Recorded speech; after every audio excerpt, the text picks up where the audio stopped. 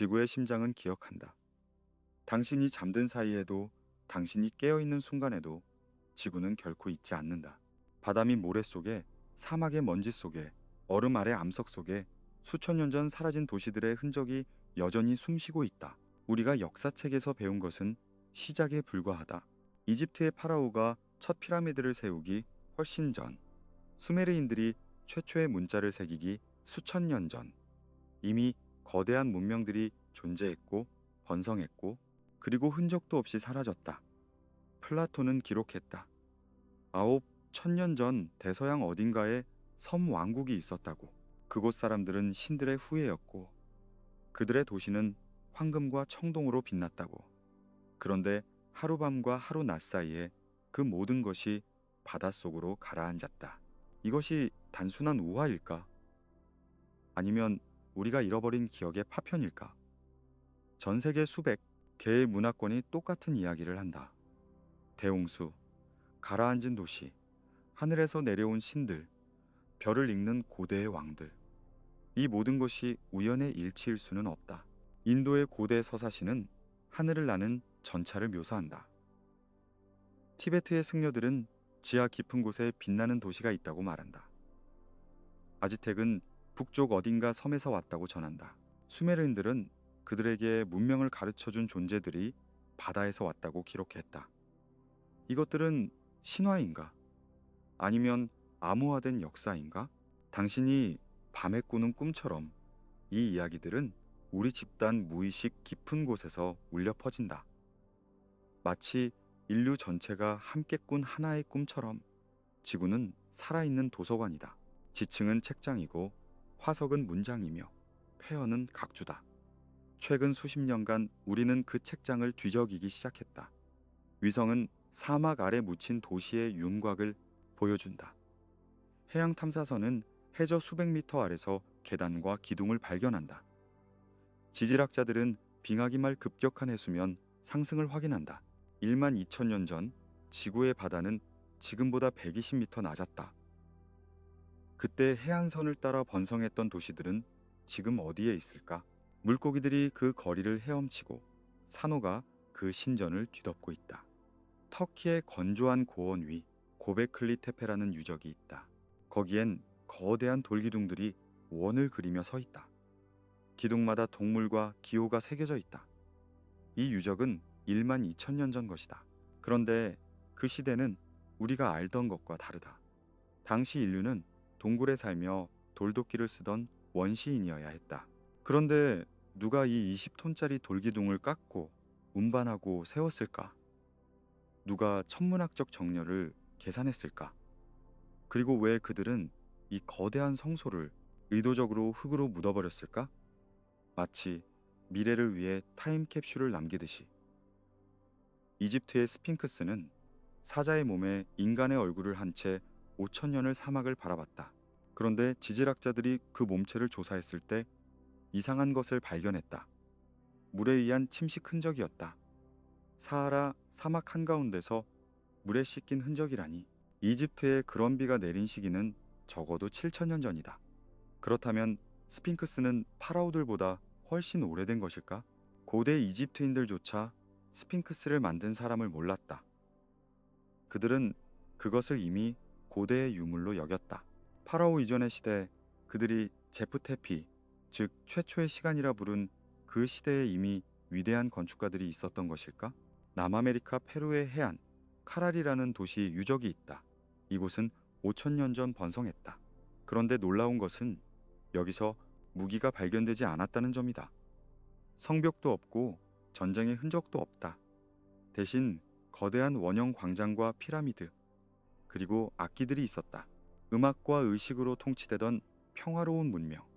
그들은 어떻게 갈등을 해결했을까? 무엇이 그들을 하나로 묶었을까? 그리고 왜 그들은 어느 날 갑자기 그 도시를 버리고 떠났을까? 인도양 깊은 곳 타밀 전설은 쿠마리 칸담이라는 대륙을 이야기한다. 한때 인도 남쪽 끝에서 스리랑카를 지나 마다가스카르까지 이어진 광대한 땅이었다고. 세 번의 큰 홍수에 그 땅은 조각조각 사라졌다고. 그저 신화일까? 그런데 해양 지질학자들이 인도양 해저를 조사했을 때 실제로 침수된 육지의 흔적을 찾았다. 빙하기 때 그곳은 육지였다. 그리고 해수면이 상승하며 천천히 하지만 확실하게 바다에 잠겼다. 만약 그곳에 사람들이 살았다면 그들의 도시는 지금 물고기들의 집이 되어 있을 것이다. 바다는 가장 큰 비밀을 간직한다. 육지의 2, 3%만 제대로 탐사되었다면 바다는 5%도 탐사되지 않았다. 해저에는 우리가 상상도 못한 것들이 있을지 모른다. 일본 요나군이 섬 앞바다에는 거대한 돌 구조물이 있다. 계단, 평평한 표면, 직각의 모서리. 자연이 만들기엔 너무 규칙적이다. 인도 서쪽 해안드 와르카 앞바다에서는 고대 도시의 잔해가 발견됐다. 벽, 기둥, 항구의 흔적. 신화 속 크리슈나의 도시가 실제로 존재했던 것일까? 당신이 서 있는 땅 아래, 당신이 헤엄치는 바다 아래 수천 년의 시간이 켜켜이 쌓여 있다. 문명은 파도처럼 밀려왔다가 빠져나간다. 어떤 것은 흔적을 남기고 어떤 것은 모래 속으로 사라진다. 하지만 완전히 사라지는 것은 없다. 노래는 민요가 되어 전해지고 신화는 동화가 되어 살아남고 건축 기술은 전통이 되어 이어진다. 우리가 원시적이라고 생각했던 부족들이 놀라운 천문학 지식을 가지고 있는 이유가 뭘까? 그들이 관측한 것일까? 아니면 기억한 것일까? 지금 이 순간에도 사막의 모래는 움직이고 정글은 자라고 바다는 밀려온다. 얼마나 많은 비밀이 우리를 기다리고 있을까? 다음 폭풍이 모래를 씻어낼 때, 다음 지진이 땅을 갈라놓을 때, 다음 해양 탐사가 심해를 비출 때, 우리는 또 무엇을 발견하게 될까? 역사는 끝난 것이 아니다. 역사는 끊임없이 다시 쓰여진다. 우리가 확실하다고 믿었던 것들이 무너지고 불가능하다고 여겼던 것들이 현실이 된다. 자, 이제 함께 걸어가자.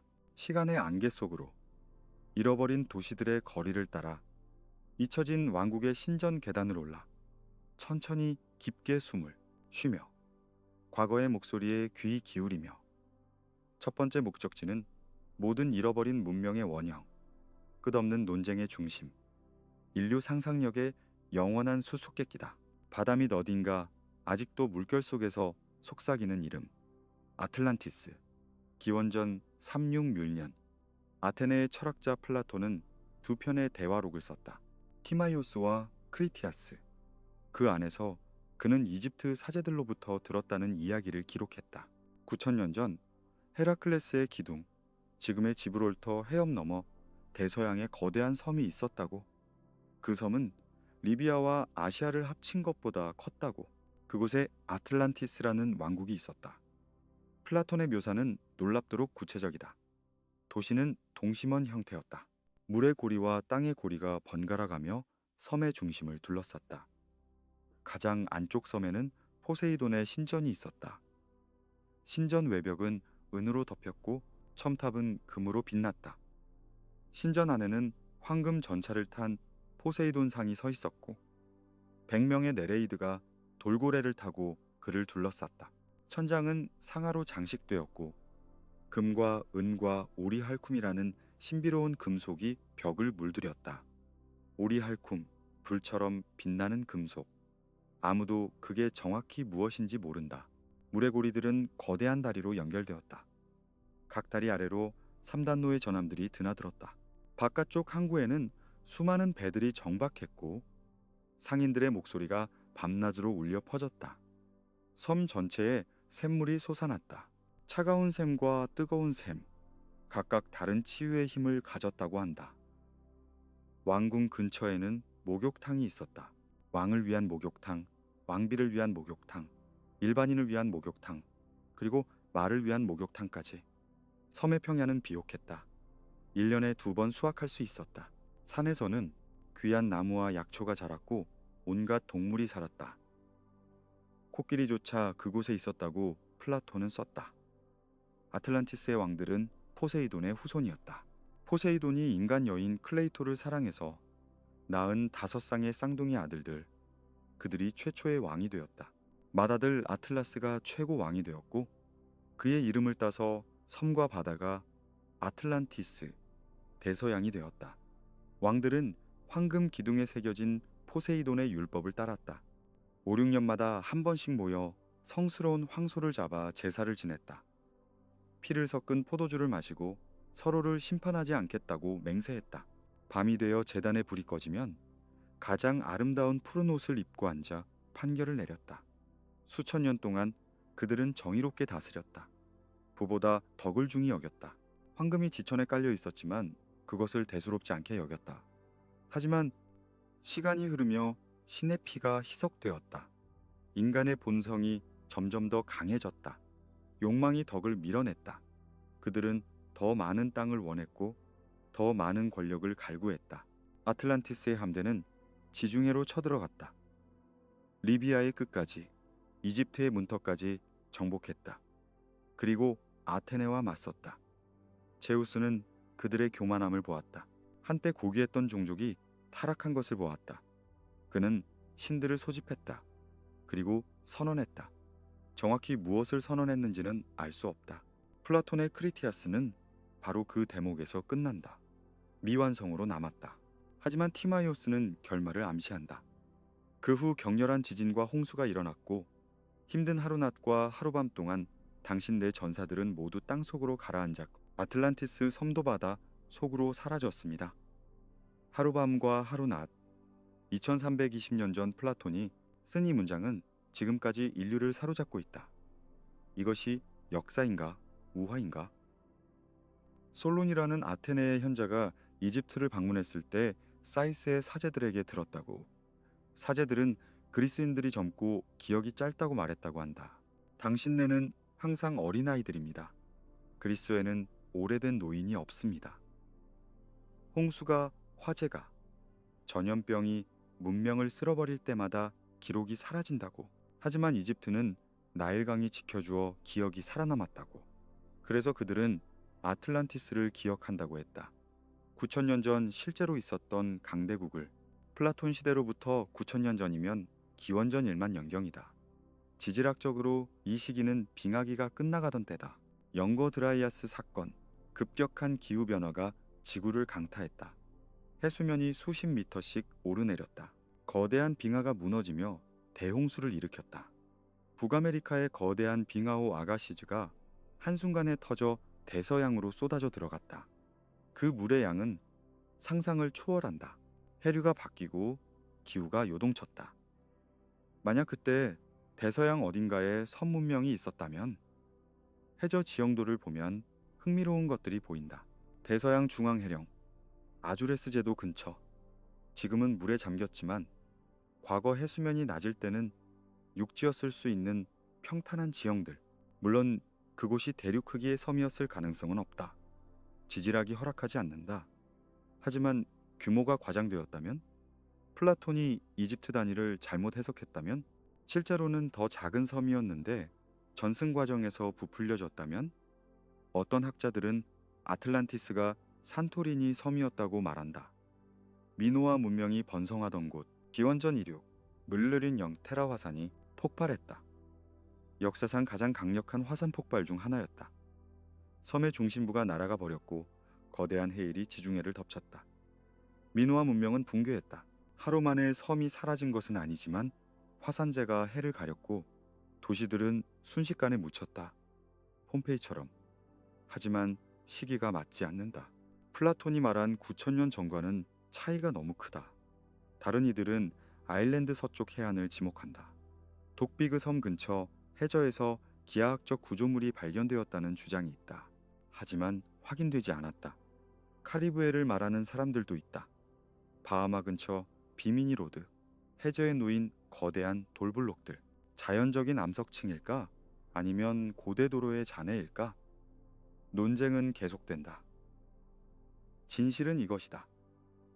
우리는 모른다.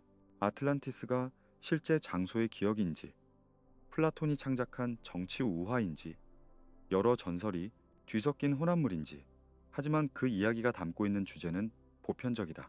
교만, 타락, 징벌, 모든 위대한 문명이 걷는 길. 상승하고 절정에 이르고 부패하고 무너진다. 로마가 그랬고 이집트가 그랬고 마야가 그랬다. 아틀란티스는 그 원형이다.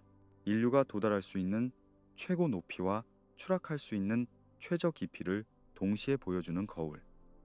밤의 바다를 상상해 보라. 파도 아래 수백 미터, 햇빛이 닿지 않는 어둠 속, 거기 모래 위에 부서진 기둥이 누워 있다. 산호가 그것을 뒤덮었다. 금빛으로 빛나던 첨탑은 이제 녹슬어 사라졌다. 위대한 왕들의 이름은 물에 씻겨 읽을 수 없다. 하지만 돌은 남아있다. 형체 없이, 의미 없이 그저 돌로써. 심해의 무게가 그것을 누르고 시간의 물결이 그것을 쓸어낸다. 우리의 문명은 어떨까? 지금 이 순간 우리가 쌓아 올린 이 모든 것, 마천루, 댐, 다리, 도시, 1000년 후에는, 만년 후에는 바다는 끊임없이 육지를 핥는다. 해수면은 오르고 있다. 언젠가 뉴욕도 도쿄도 런던도 물에 잠길 수 있다. 그때 미래의 누군가가 우리의 흔적을 발견할 것이다. 부서진 콘크리트, 녹슨 철근, 이해할 수 없는 기계 조각들. 그들은 우리에 대한 전설을 만들까? 하늘을 나는 새를 만들고 번개를 가두고 사람의 목소리를 천리 밖으로 보내던 고대 종족의 이야기를. 아틀란티스는 경고이자 위로다. 경고는 이것이다. 아무리 위대해도 영원하지 않다. 위로는 이것이다. 사라져도 기억된다. 플라톤이 쓴 이후 2300년 수천 권의 책이 아틀란티스를 다뤘다. 수백 편의 소설, 영화, 노래. 실제로 존재했든 아니든 아틀란티스는 영원히 인류의 상상 속에 살아있다. 파도 소리 속에서, 심해의 어둠 속에서 우리는 여전히 그 이름을 듣는다. 이제 우리는 대서양을 떠난다. 다른 바다로, 다른 잃어버린 왕국으로. 동쪽으로 가자. 지브롤터를 지나 지중해로. 그리고 다시 서쪽, 이베리아 반도로. 거기 강하구에 또 다른 전설이 숨쉬고 있다. 은빛 물결 위로 떠오르는 이름. 타르테소스. 스페인 남서부 과달키비르 강이 대서양과 만나는 곳. 지금은 습지와 모래토뿐이다. 외가리가 날고 갈대가 바람에 흔들린다. 하지만 3000년 전 이곳은 달랐다. 고대 그리스와 페니키아의 상인들이 이곳을 부의 끝이라 불렀다. 타르테소스, 은의 왕국, 황금이 흔한 땅. 지중해 세계가 아는 가장 부유한 곳. 성경에도 이 이름이 나온다. 다시스 혹은 타르시시. 솔로몬 왕의 배들이 3년마다 한 번씩 타르시시로 가서 금과 은, 상아와 원숭이를 실어왔다고 한다. 예언자 요나가 니느웨로 가기 싫어 도망치려 탔던 배도 타르시시행이었다. 유대인들에게 타르시시는 세상의 끝, 신의 명령에서도 숨을 수 있을 만큼 먼 곳이었다. 에스겔은 두로의 무역을 묘사하며 타르시시를 언급한다. 타르시시는 네 온갖 재물이 풍부함으로 네 무역상이 되었으며 그들이 은과 철과 주석과 납을 가지고 네 물품을 바꾸어 갔도다. 그리스 역사가 헤로도토스도 이 땅을 기록했다. 사모스 섬의 무역상 콜라이오스가 이집트로 가던 중 폭풍을 만나 헤라클레스의 기둥 너머로 밀려갔다고. 그곳에서 그는 타르테소스를 발견했고 왕 아르간토니오스의 환대를 받았다. 은을 가득 싣고 돌아온 그는 엄청난 부를 얻었다. 헤로도토스는 아르간토니오스가 80년을 다스렸고 120년을 살았다고 썼다. 과장일까? 아니면 타르테소스 사람들의 수명이 정말 길었을까? 후대의 작가들은 더 많은 이야기를 전한다.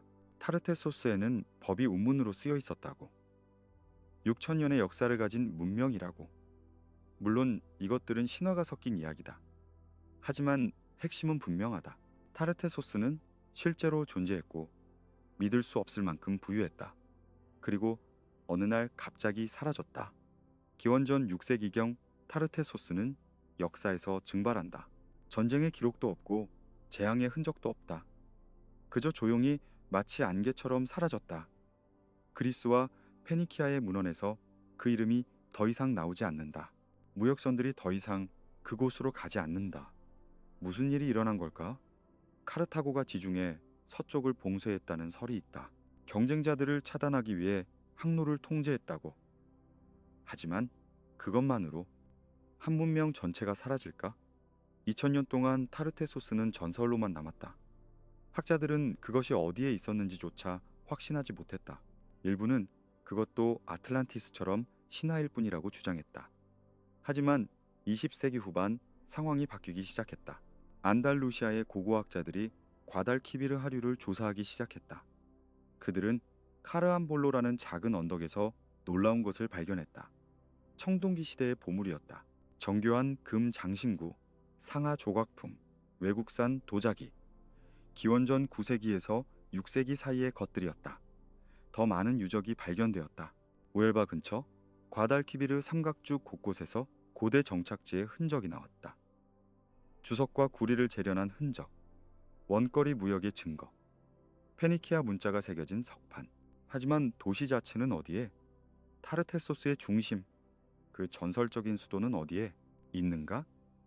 2000년대 초 위성 고고학이 새로운 단서를 제공했다. 스페인과 독일의 연구팀이 도냐나 국립공원의 습지 지역을 위성으로 촬영했다.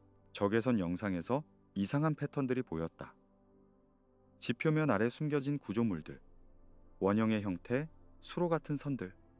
땅을 파보니 실제로 돌 구조물이 있었다. 부서진 성벽, 매몰된 건물의 기초, 항구로 보이는 시설. 가장 흥미로운 것은 구조의 형태였다. 동심원, 물의 고리와 땅의 고리가 교대로 나타나는 패턴.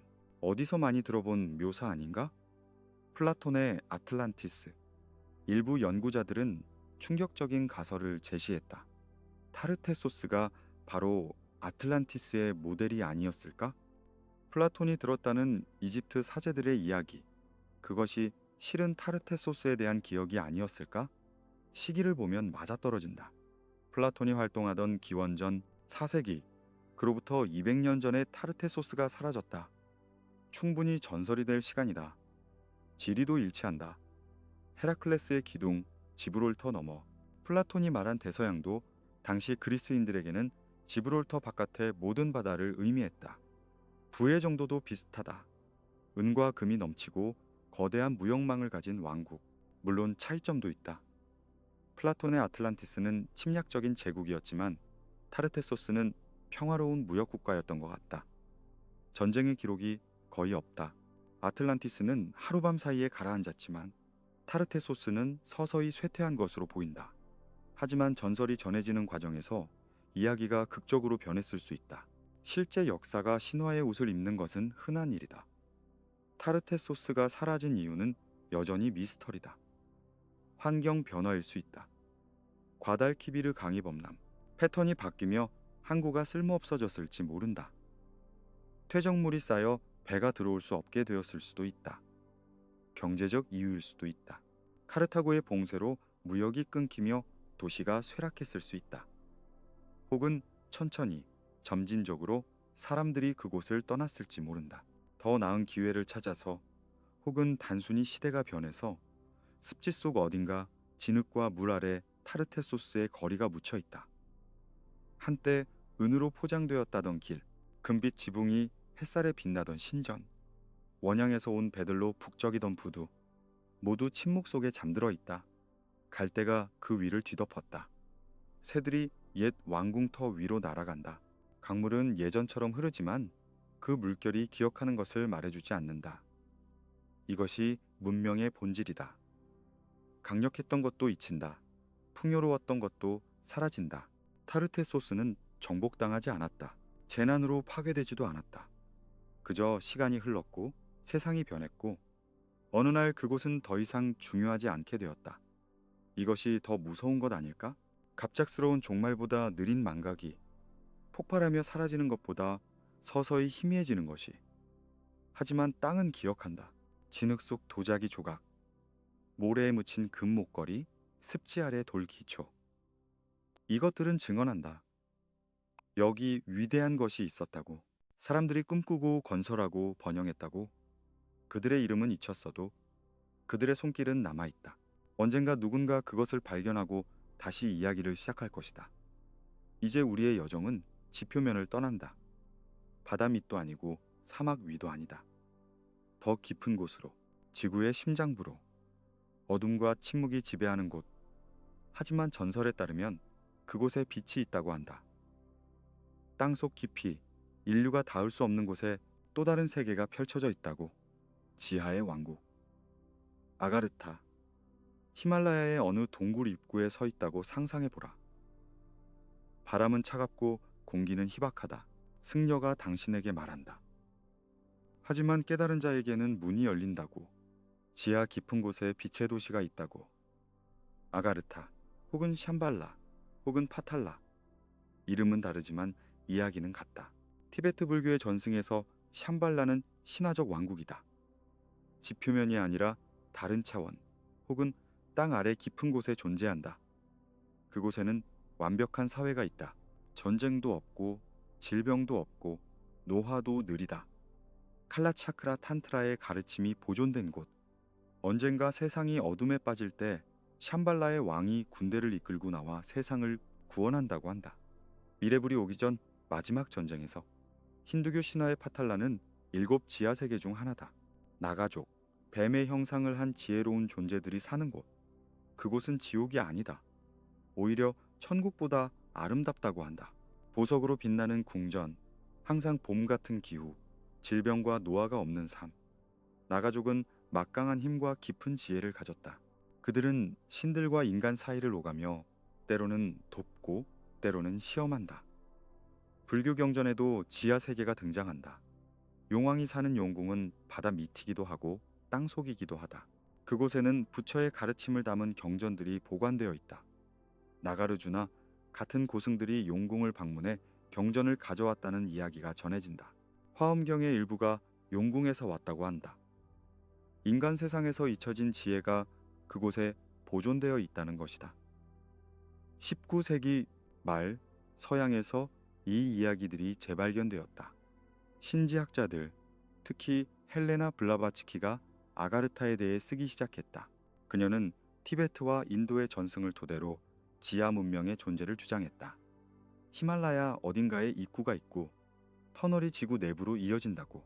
그곳에 고대의 스승들, 마하트마들이 살며 인류의 진화를 지켜본다고.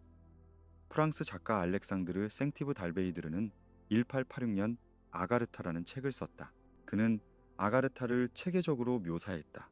수도는 샴발라이고 왕은 브라흐마트마, 세계의 영적 지도자라고. 지하 왕국은 거대한 터널망으로 연결되어 있고 전 세계 주요 산맥 아래로 뻗어 있다고. 아가르타의 사절들이 가끔 지표로 올라와 인류를 돕는다고 했다. 20세기 초 폴란드 탐험가 페르디난드 오센도프스키가 짐승, 인간, 그리고 신들이라는 책을 썼다. 그는 몽골과 티베트를 여행하며 아가르타에 대한 이야기를 들었다고 주장했다. 현지인들과 라마승들이 그에게 말했다고 한다. 지하의 왕이 세상의 모든 것을 안다. 그는 인류의 영혼을 들여다본다. 지상의 왕들도 그의 뜻을 따른다. 과장되고 낭만화된 이야기였지만 많은 사람들이 믿었다. 나치조차 아가르타를 찾으려 했다. 그들은 아리안 인종의 기원이 지하 세계에 있다고 믿었다. 히물러는 티베트에 탐험대를 보냈다. 입구를 찾아서 고대 지식을 얻기 위해서. 물론 그들은 아무것도 찾지 못했다. 하지만 그들의 광기는 아가르타 전설을 더 유명하게 만들었다. 과학적으로 보면 지구 내부에 문명이 존재할 가능성은 없다. 지각 아래는 멘틀이고 그 아래는 외핵과 내핵이다. 온도가 수천 도에 달한다. 생명체가 살 수 없다. 거대한 빈 공간도 없다. 지진파 연구로 지구 내부 구조가 밝혀졌다. 할리우드 영화처럼 지구 중심으로 여행할 수는 없다. 하지만 은유로 이해한다면 지하 세계는 무의식의 상징일 수 있다. 깊이 숨겨진 지혜, 잊혀진 기억, 억압된 진실. 아래로 내려가는 것은 명상과 수행을 의미할 수 있다. 표면의 소음에서 벗어나 고요의 깊이로. 승려들이 동굴에서 수행하는 것도 같은 맥락이다. 외부 세계로부터 고립되어 내면 세계로 들어가는 것. 티베트와 히말라야에는 실제로 수많은 동굴과 터널이 있다. 어떤 것들은 자연적으로 형성되었고 어떤 것들은 인간이 팠다. 수행자들의 은신처, 비밀사원, 숨겨진 도서관, 외부인의 접근이 금지된 곳들. 그곳에 고대 문서와 유물이 보관되어 있을 수 있다. 아가르타는 아닐지라도 잊혀진 지식의 저장소일 수는 있다. 지하 문명 신화는 전 세계적이다. 남미의 잉카는 파카리탐보, 대지의 자궁에서 나왔다고 믿었다. 호피족은 조상들이 지하 세계에서 나와 현재의 땅으로 왔다고 한다. 이누이트는 땅 아래 따뜻한 세계의 전설을 가지고 있다. 켈트 신화에는 시드, 언덕 아래 요정의 왕국이 있다. 그리스 신화의 하데스도 지하 세계다. 왜 인류는 이렇게 지속적으로 지하 세계를 상상할까? 심리학자 칼 융은 이것을 집단 무의식의 표현으로 보았다. 지하는 의식 아래 숨겨진 원형들의 영역이다. 그곳에 우리가 잊은 지혜, 억압한 본능, 잠재된 가능성이 있다. 땅속으로 내려가는 영웅은 자기 발견의 여정을 걷는 것이다. 혹은 더 단순한 이유일 수도 있다. 인간은 알 수 없는 것을 두려워하면서도 매혹된다. 우리가 볼 수 없는 곳, 갈 수 없는 곳에 무엇인가 있을 거라고 상상한다. 하늘 너머에 천국을 상상하듯 땅 아래에 다른 세계를 상상한다. 그것이 위로가 되기 때문이다. 이 세상이 전부가 아니라는 생각, 어딘가에 더 나은 곳이 있다는 희망. 밤의 정막 속에서 상상해보라. 당신이 깊은 동굴에 앉아 있다. 횃불의 불빛이 벽에 그림자를 만든다. 더 깊은 어둠 속에서 무언가 움직이는 것 같다. 바람 소리일까? 아니면 속삭임일까? 당신은 더 안으로 걸어간다. 통로는 점점 좁아지고 공기는 점점 차가워진다. 그러다 갑자기 공간이 열린다. 거대한 공동. 종유석이 천장에서 매달려 있고 지하수가 어딘가에서 흐르는 소리가 들린다. 그리고 빛이 보인다. 어디서 오는지 알 수 없는 부드러운 빛. 형광을 내는 미생물일까? 아니면 정말로 다른 무언가일까? 당신은 그 빛을 향해 간다. 한 걸음, 또 한 걸음. 당신의 심장이 뛴다. 두려움과 기대가 섞인 박동. 당신은 문턱에 서 있다. 알려진 세계와 알려지지 않은 세계의 경계에. 아가르타는 거기 있을까? 아마 아닐 것이다. 하지만 그 순간, 그 어둠 속에서 당신은 무언가 다른 것을 발견한다. 당신 자신의 깊이를, 당신 내면의 고요를, 표면 아래에 숨겨진 공간. 그것이 진정한 지하 왕국일지 모른다. 외부 소음이 멈추는 곳, 내면의 목소리가 들리는 곳. 이제 우리는 동굴을 떠나 다시 햇빛 아래로 나온다. 하지만 사막으로, 돌과 모래, 태양과 바람만 있는 곳. 거기 황량함 속에서 우리는 또 다른 수수께끼를 만난다. 농경보다 오래된 거석들, 문명 이전의 건축물, 역사를 다시 쓰게 만든 발견. 고베클리 테페, 터키 남동부, 시리아 국경 근처. 메마른 언덕들이 지평선까지 이어진다. 풀 한 폭이 제대로 자라지 않는 황무지. 현지인들은 이 언덕을 배부른 언덕이라 불렀다. 고베클리 테페. 왜 배부를까? 언덕이 둥글게 부풀어 올라 있어서일까? 아니면 그 아래에 무언가 가득 차 있다는 본능적 감각 때문이었을까? 수천 년 동안 그 언덕은 그저 언덕이었다. 양치기들이 양떼를 몰고 지나갔고 바람이 모래를 날렸고 세월이 흘렀다. 1963년 미국 시카고 대학의 고고학 조사팀이 이 지역을 지나갔다. 그들은 지표면에서 이상한 것을 발견했다. 부싯돌 조각들이었다. 수천 개의 부싯돌 파편들이 땅에 흩어져 있었다. 구석기 시대 도구들. 그들은 기록을 남기고 떠났다. 중요한 발견이라고 생각하지 않았다. 그저 선사시대 사냥터일 뿐이라고. 30년이 지났다. 1994년 독일 고고학자 클라우스 슈미트가 그 보고서를 읽었다. 뭔가 이상하다고 느꼈다. 부싯돌이 너무 많았다. 그는 직접 가보기로 했다. 언덕에 올랐을 때 그는 알았다. 이것은 자연적인 언덕이 아니라고. 텔이라고. 오랜 세월 인간 거주지가 쌓이고 쌓여 만들어진 인공 언덕이라고. 하지만 그 규모가 믿을 수 없었다. 높이 15m, 지름 300m. 얼마나 오랜 시간 사람들이 여기 살았길래? 그는 파기 시작했다.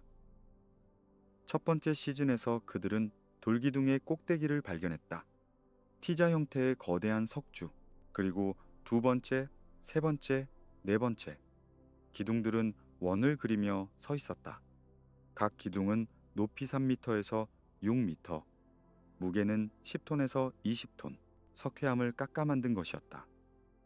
표면에는 동물들이 조각되어 있었다. 사자, 여우, 뱀, 전갈, 독수리, 가젤. 놀라울 정도로 사실적이고 역동적인 구조들이었다. 슈미트는 흥분했다. 그리고 혼란스러웠다. 이런 건축물은 신석기 시대 것이어야 했다. 농경사회가 정착한 후에나 가능한 것. 하지만 층서를 확인했을 때 충격을 받았다. 이 유적은 신석기 시대보다 더 오래되었다. 훨씬 더. 방사성탄소 연대 측정 결과가 나왔다. 기원전 96밀리미년에서 기원전 8밀리미년, 1만 년에서 1만 2천 년 전이었다. 이게 무슨 의미인가? 그 시대는 인류가 아직 농사를 짓지 않던 때였다. 사냥과 채집으로 살던 시기, 정착하지 않고 이동하던 유목민들. 그런 사람들이 어떻게 이런 거대한 구조물을 만들 수 있었을까? 20톤짜리 돌기둥을 어떻게 운반했을까? 어떻게 정교하게 깎고 세웠을까? 그리고 무엇보다 왜, 무엇 때문에 그토록 엄청난 노동을 투입했을까? 전통적인 역사관이 무너졌다. 우리는 배웠다. 인류는 먼저 농경을 시작했고, 그래서 정착할 수 있었고, 잉여 생산물이 생겼고, 그래서 전문화가 일어났고, 그래서 복잡한 사회가 형성되었고, 그 결과로 기념비적 건축물이 등장했다고. 이것이 문명의 공식이었다. 농경 정착 복잡성 건축. 하지만 고베클리 테페는 그 순서를 거꾸로 뒤집었다. 여기서는 건축이 먼저였다. 사람들이 이 거대한 성소를 짓기 위해 모였다. 그리고 그 과정에서 정착하게 되었다. 먹여 살려야 할 건축 노동자들이 많아지니 식량 생산을 늘려야 했다. 야생 곡물을 더 효율적으로 수확하다가 농경을 발견했, 즉 종교가 문명을 만들었다는 것이다. 신전이 도시보다 먼저였다. 고베클리 테페는 최소한 20개 이상의 원형 구조물로 이루어져 있다. 지금까지 발굴된 것은 그중 일부에 불과하다. 각 구조물의 중심에는 두 개의 거대한 중앙 기둥이 서 있다. T자의 가로 부분이 머리처럼 보인다. 마치 추상화된 인간 형상 같다. 실제로 일부 기둥에는 팔이 조각되어 있다. 허리띠를 한 팔, 손을 배 앞에 모은 형상. 이것들은 신들일까? 조상들일까? 아니면 숭배의 대상이었던 초자연적 존재들일까? 기둥 주변에는 돌 벤치들이 원형으로 배치되어 있다. 사람들이 앉아서 의식을 지켜봤을 자리. 중앙에서 무슨 일이 벌어졌을까? 제사? 춤? 노래? 신탁? 우리는 알 수 없다. 하지만 분명한 것은 이것이 거주 공간이 아니었다는 점이다. 주거지의 흔적이 없다. 화덕도, 쓰레기 더미도, 일상 도구도 발견되지 않았다. 이곳은 순수하게 의식과 집회를 위한 장소였다. 동물 구조들은 무엇을 의미할까? 사자는 힘을, 독수리는 하늘을, 뱀은 대지를 상징했을까? 혹은 더 구체적인 의미가 있었을까? 어떤 기둥에는 무리를 지어 움직이는 동물들이 조각되어 있다. 마치 이동하는 모습 같다. 계절의 변화, 별자리의 움직임? 일부 학자들은 고베클리 테페가 원시적인 천문대였다고 주장한다. 기둥들의 배치가 특정 별자리를 가리킨다고, 여름 지점, 겨울 지점의 일출을 추적했다고. 가장 신비로운 것은 고베클리 테페가 의도적으로 매몰되었다는 사실이다. 그들은 이 거대한 구조물을 버리지 않았다. 파괴하지도 않았다. 조심스럽게, 정성스럽게 흙과 돌로 채워 넣었다. 각 원형 구조물을 하나씩 묻었다. 왜? 시대가 바뀌어서? 새로운 신앙이 들어와서? 아니면 보존하기 위해서? 미래를 위한 타임캡슐처럼? 슈미트는 말했다. 그들은 천국을 만들었다가 묻었다. 그리고 또 다른 천국을 만들고 다시 묻었다. 여러 세대에 걸쳐 이 과정이 반복되었다. 새로운 구조물이 오래된 구조물 위에 지어졌다. 층층이 쌓인 신성함. 이 언덕 전체가 하나의 거대한 성소였던 것이다. 주변 채석장에서 여전히 미완성 기둥이 발견된다. 바위에서 반쯤 떼어내다만 거대한 T자 기둥. 무게는 약 50톤으로 추정된다. 만약 완성되었다면 가장 큰 기둥이 되었을 것이다. 왜 중단되었을까? 너무 무거워서? 기술적 한계? 아니면 갑작스러운 사회 변화 때문에? 고베클리 테페는 홀로 존재하지 않는다. 최근 주변 지역에서 비슷한 유적들이 발견되고 있다. 카라한 테페, 네발리 초리, 같은 시기, 같은 양식의 티자 기둥들. 이 지역 전체가 일종의 신성한 경관이었던 것 같다. 순례자들이 찾아오는 성지, 서로 다른 부족들이 만나는 장소, 교역, 혼인, 의례가 이루어지는 중립지대. 여기서 놀라운 발견이 있었다. 야생밀의 가장 오래된 재배 흔적이 고베클리 테페 인근에서 나왔다. 인류 최초의 농업이 바로 이 지역에서 시작되었다. 우연이 아니다. 성소를 유지하기 위해서는 많은 사람이 필요했고 그들을 먹여 살리기 위해 식량 생산이 혁신되어야 했다. 신앙이 농업을 낳은 것이다. 그렇다면 그 신앙은 무엇이었을까? 그들은 무엇을 믿었고 무엇을 두려워했고 무엇을 사랑했을까? 빙하기가 막 끝난 시기였다. 기후가 급변했다. 거대한 동물들이 멸종했다. 매머드, 검치호랑이, 거대한 곰들. 세상이 변하고 있었다. 어쩌면 그들은 변화 속에서 질서를 찾으려 했을지 모른다. 돌에 새긴 동물들은 사라져가는 세계에 대한 기억이었을까? 혹은 하늘을 올려다봤을까? 밤하늘의 별들은 변하지 않았다. 해와 달은 정확한 주기로 움직였다. 계절은 규칙적으로 돌아왔다. 혼돈 속에서 유일한 확실성. 그래서 별을 관찰하고 패턴을 기록하고 돌에 새겼을까? 고베클리 테페의 원형 구조물들이 천문학적 정렬을 보이는 것은 우연이 아닐 것이다. 2019년 한 연구팀은 충격적인 주장을 했다. 고베클리 테페의 기둥들이 기원전 1만 900년경의 해성 충돌을 기록하고 있다고. 독수리, 전갈, 뱀의 형상들이 특정 날짜의 별자리 배치와 일치한다고. 그날 거대한 해성 파편들이 지구와 충돌했고 영거 드라이아스라는 급격한 할랭기를 일으켰다고. 고베클리 테페는 그 재앙을 목격한 사람들의 기념비라는 것이다. 증명되지 않은 가설이다. 하지만 매혹적이다. 만약 사실이라면 고베클리 테페는 인류 최초의 천문 기록이자 재난 기념관이다. 우리는 이것을 보았다. 하늘이 불타고 땅이 얼었다. 우리는 살아남았다. 이것을 기억하라. 돌에 새긴 메시지. 지금 고베클리 테페는 보호용 지붕 아래 있다. 관광객들이 찾아와 사진을 찍는다. 하지만 대부분의 유적은 여전히 땅속에 묻혀 있다. 발굴은 천천히 진행된다. 너무 중요한 유적이라서 서두를 수 없다. 매 시즌마다 새로운 발견이 있다. 새로운 기둥, 새로운 부조, 새로운 수수께끼. 고베클리 테페는 우리에게 묻는다. 당신들은 조상을 얼마나 아는가? 당신들이 원시적이라고 생각한 그들이 실은 얼마나 복잡하고 지적이었는가? 문명은 언제 시작되었는가? 문자가 있어야만 문명인가? 도시가 있어야만 문명인가? 아니면 함께 모여 무언가 위대한 것을 만들었을 때 그것이 이미 문명인가? 사막 바람이 돌기둥들을 스친다. 1만 2천년 전 그 바람도 이렇게 불었을 것이다. 같은 별들이 밤하늘을 비췄을 것이다.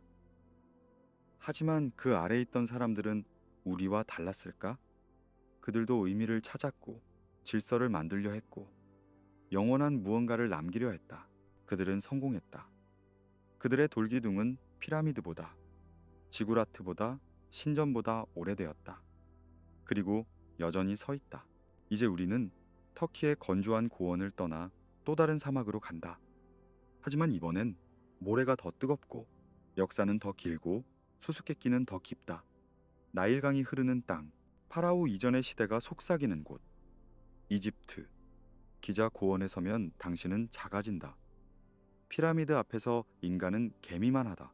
쿠프의 대피라미드, 230만 개의 돌블록으로 쌓아 올린 산. 각 블록의 평균 무게는 2.5톤, 어떤 것은 80톤이 넘는다.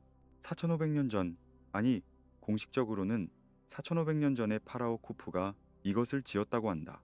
20년 동안 10만 명의 노동자가 동원되었다고. 하지만 계산해보면 이상하다. 20년은 7300일이다. 230만 개를 7300으로 나누면 하루에 315개의 돌을 쌓아야 한다. 해가 떠 있는 10시간 동안 작업했다면 2분마다 한 개씩 돌을 운반하고 정확한 위치에 놓고 고정해야 한다. 밤낮 없이, 실수 없이. 20년 동안 가능한 일일까? 구리 도구와 돌망치만으로 바퀴도 없이 도르래도 없이 공식 역사는 그렇다고 말한다. 하지만 의문을 품는 사람들이 있다.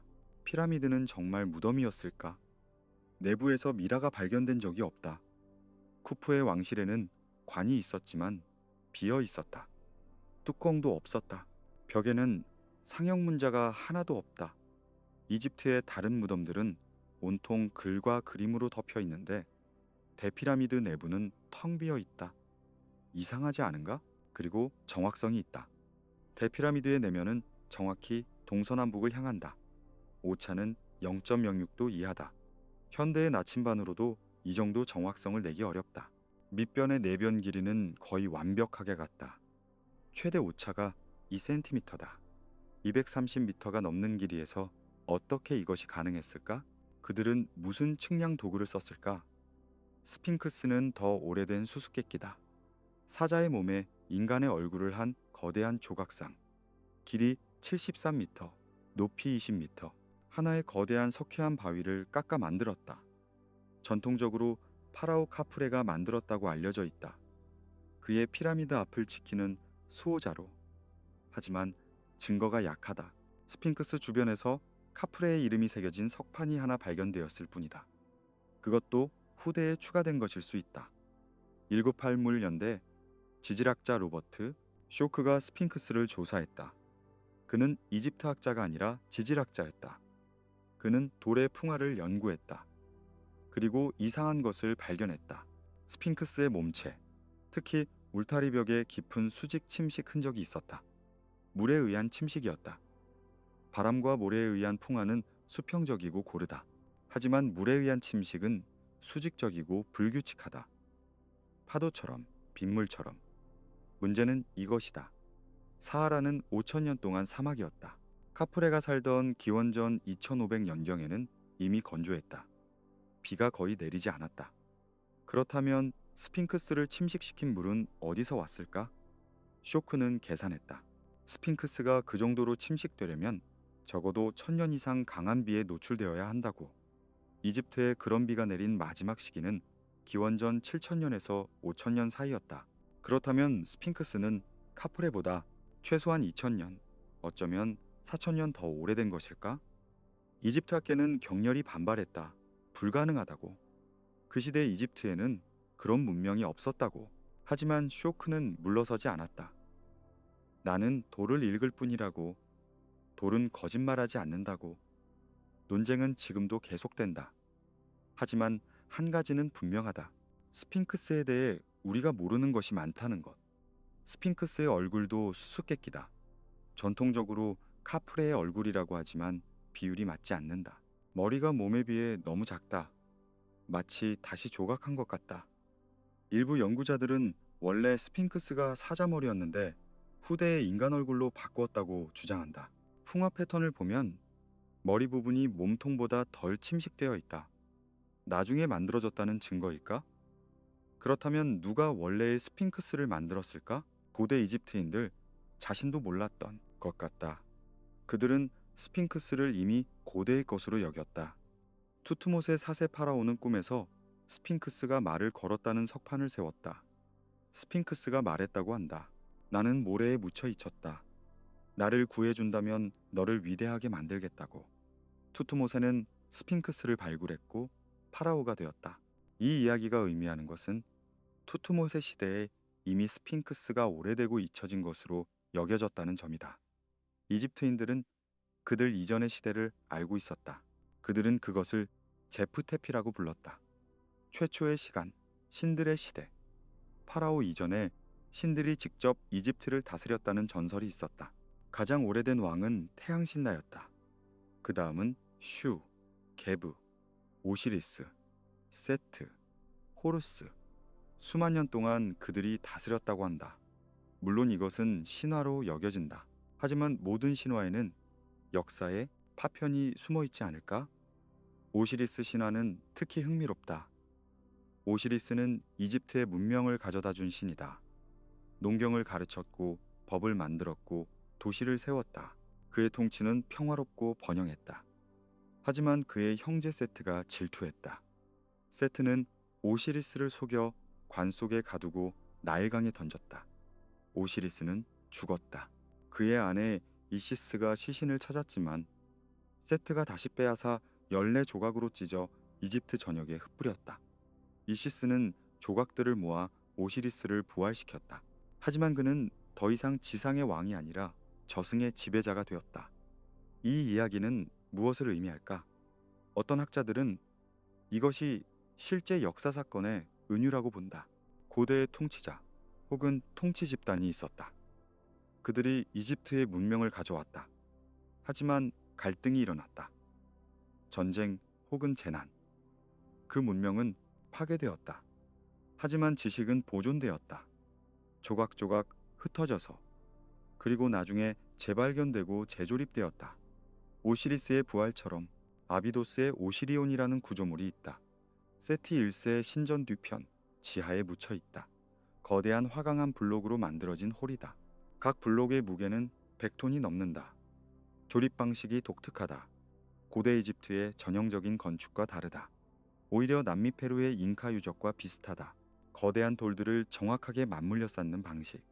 어떤 연구자들은 오시리온이 왕조시대 이집트보다 훨씬 오래되었다고 주장한다. 오시리온의 홀 중앙에는 거대한 화강암 관이 놓여 있다. 관이라고 하지만 뚜껑이 없고 내부가 비어 있다. 무엇을 위한 것이었을까? 재의용 욕조? 상징적 관? 아니면 우리가 이해하지 못하는 다른 용도? 주변 벽에는 물이 스며들어 있다. 지하 수위가 높기 때문이다. 물이 홀을 반쯤 채운다. 어둡고 축축한 공간. 고대의 침묵이 가득한 곳. 이집트의 거석 구조물들은 전 세계 다른 거석 문명과 이상한 공통점을 가지고 있다. 페루의 삭사이와만, 볼리비아의 푸마푼쿠, 레바논의 바알베크, 이 모든 곳에서 100톤이 넘는 거석들이 발견된다.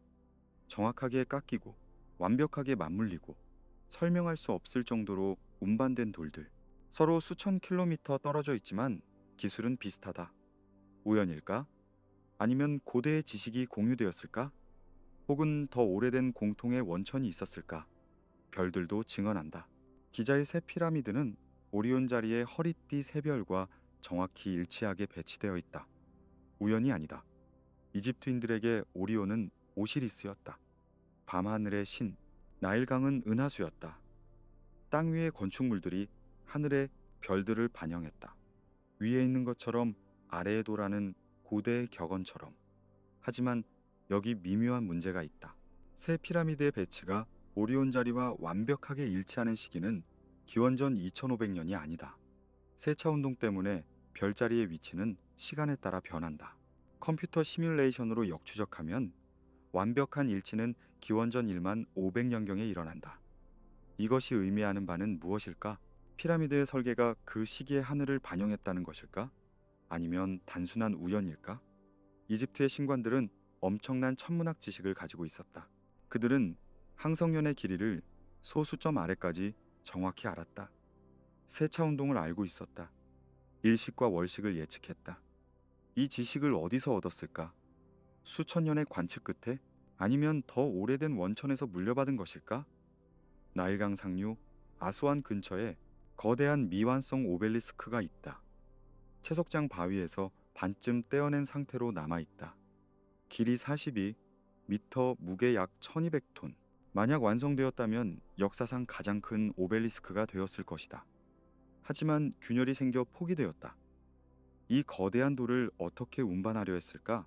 1200톤을 어떻게 세우려 했을까? 공식적으로는 구리 도구와 돌망치로 화강암을 쪼개냈다고 한다. 시도해본 사람들이 있다. 실패했다. 구리는 너무 무르다. 화강암을 깎을 수 없다. 어떤 이들은 다이아몬드 톱을 사용했다고 주장한다. 고대 이집트에 다이아몬드 톱이 있었을 리 없다고? 하지만 대피라미드 내부의 석관을 보라. 화강암을 정확하게 잘라내고 속을 파냈다. 현대 기술로도 어려운 작업이다. 그들에게 우리가 모르는 기술이 있었을까? 잃어버린 기술? 상형 문자 자체도 수수께끼다.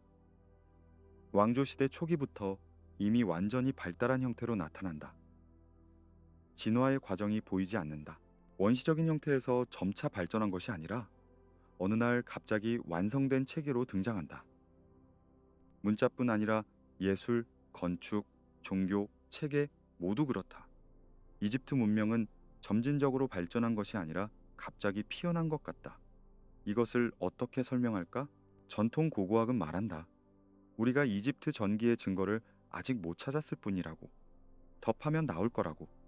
하지만 수백 년을 팠는데도 그 증거는 나오지 않는다. 다른 가설이 필요한 것은 아닐까? 어떤 이들은 말한다. 이집트 문명은 처음부터 위대했던 것이 아니라고. 그들은 상속자였다고. 더 오래된 문명에 그 문명이 사라진 후 지식을 물려받은 사람들이 이집트를 세웠다고. 제프, 테피, 최초의 시간은 신화가 아니라 기억이라고. 희미하고 왜곡되었지만 실제 역사의 기억이라고. 증명할 수 있을까? 없다. 하지만 가능성을 완전히 배제할 수도 없다.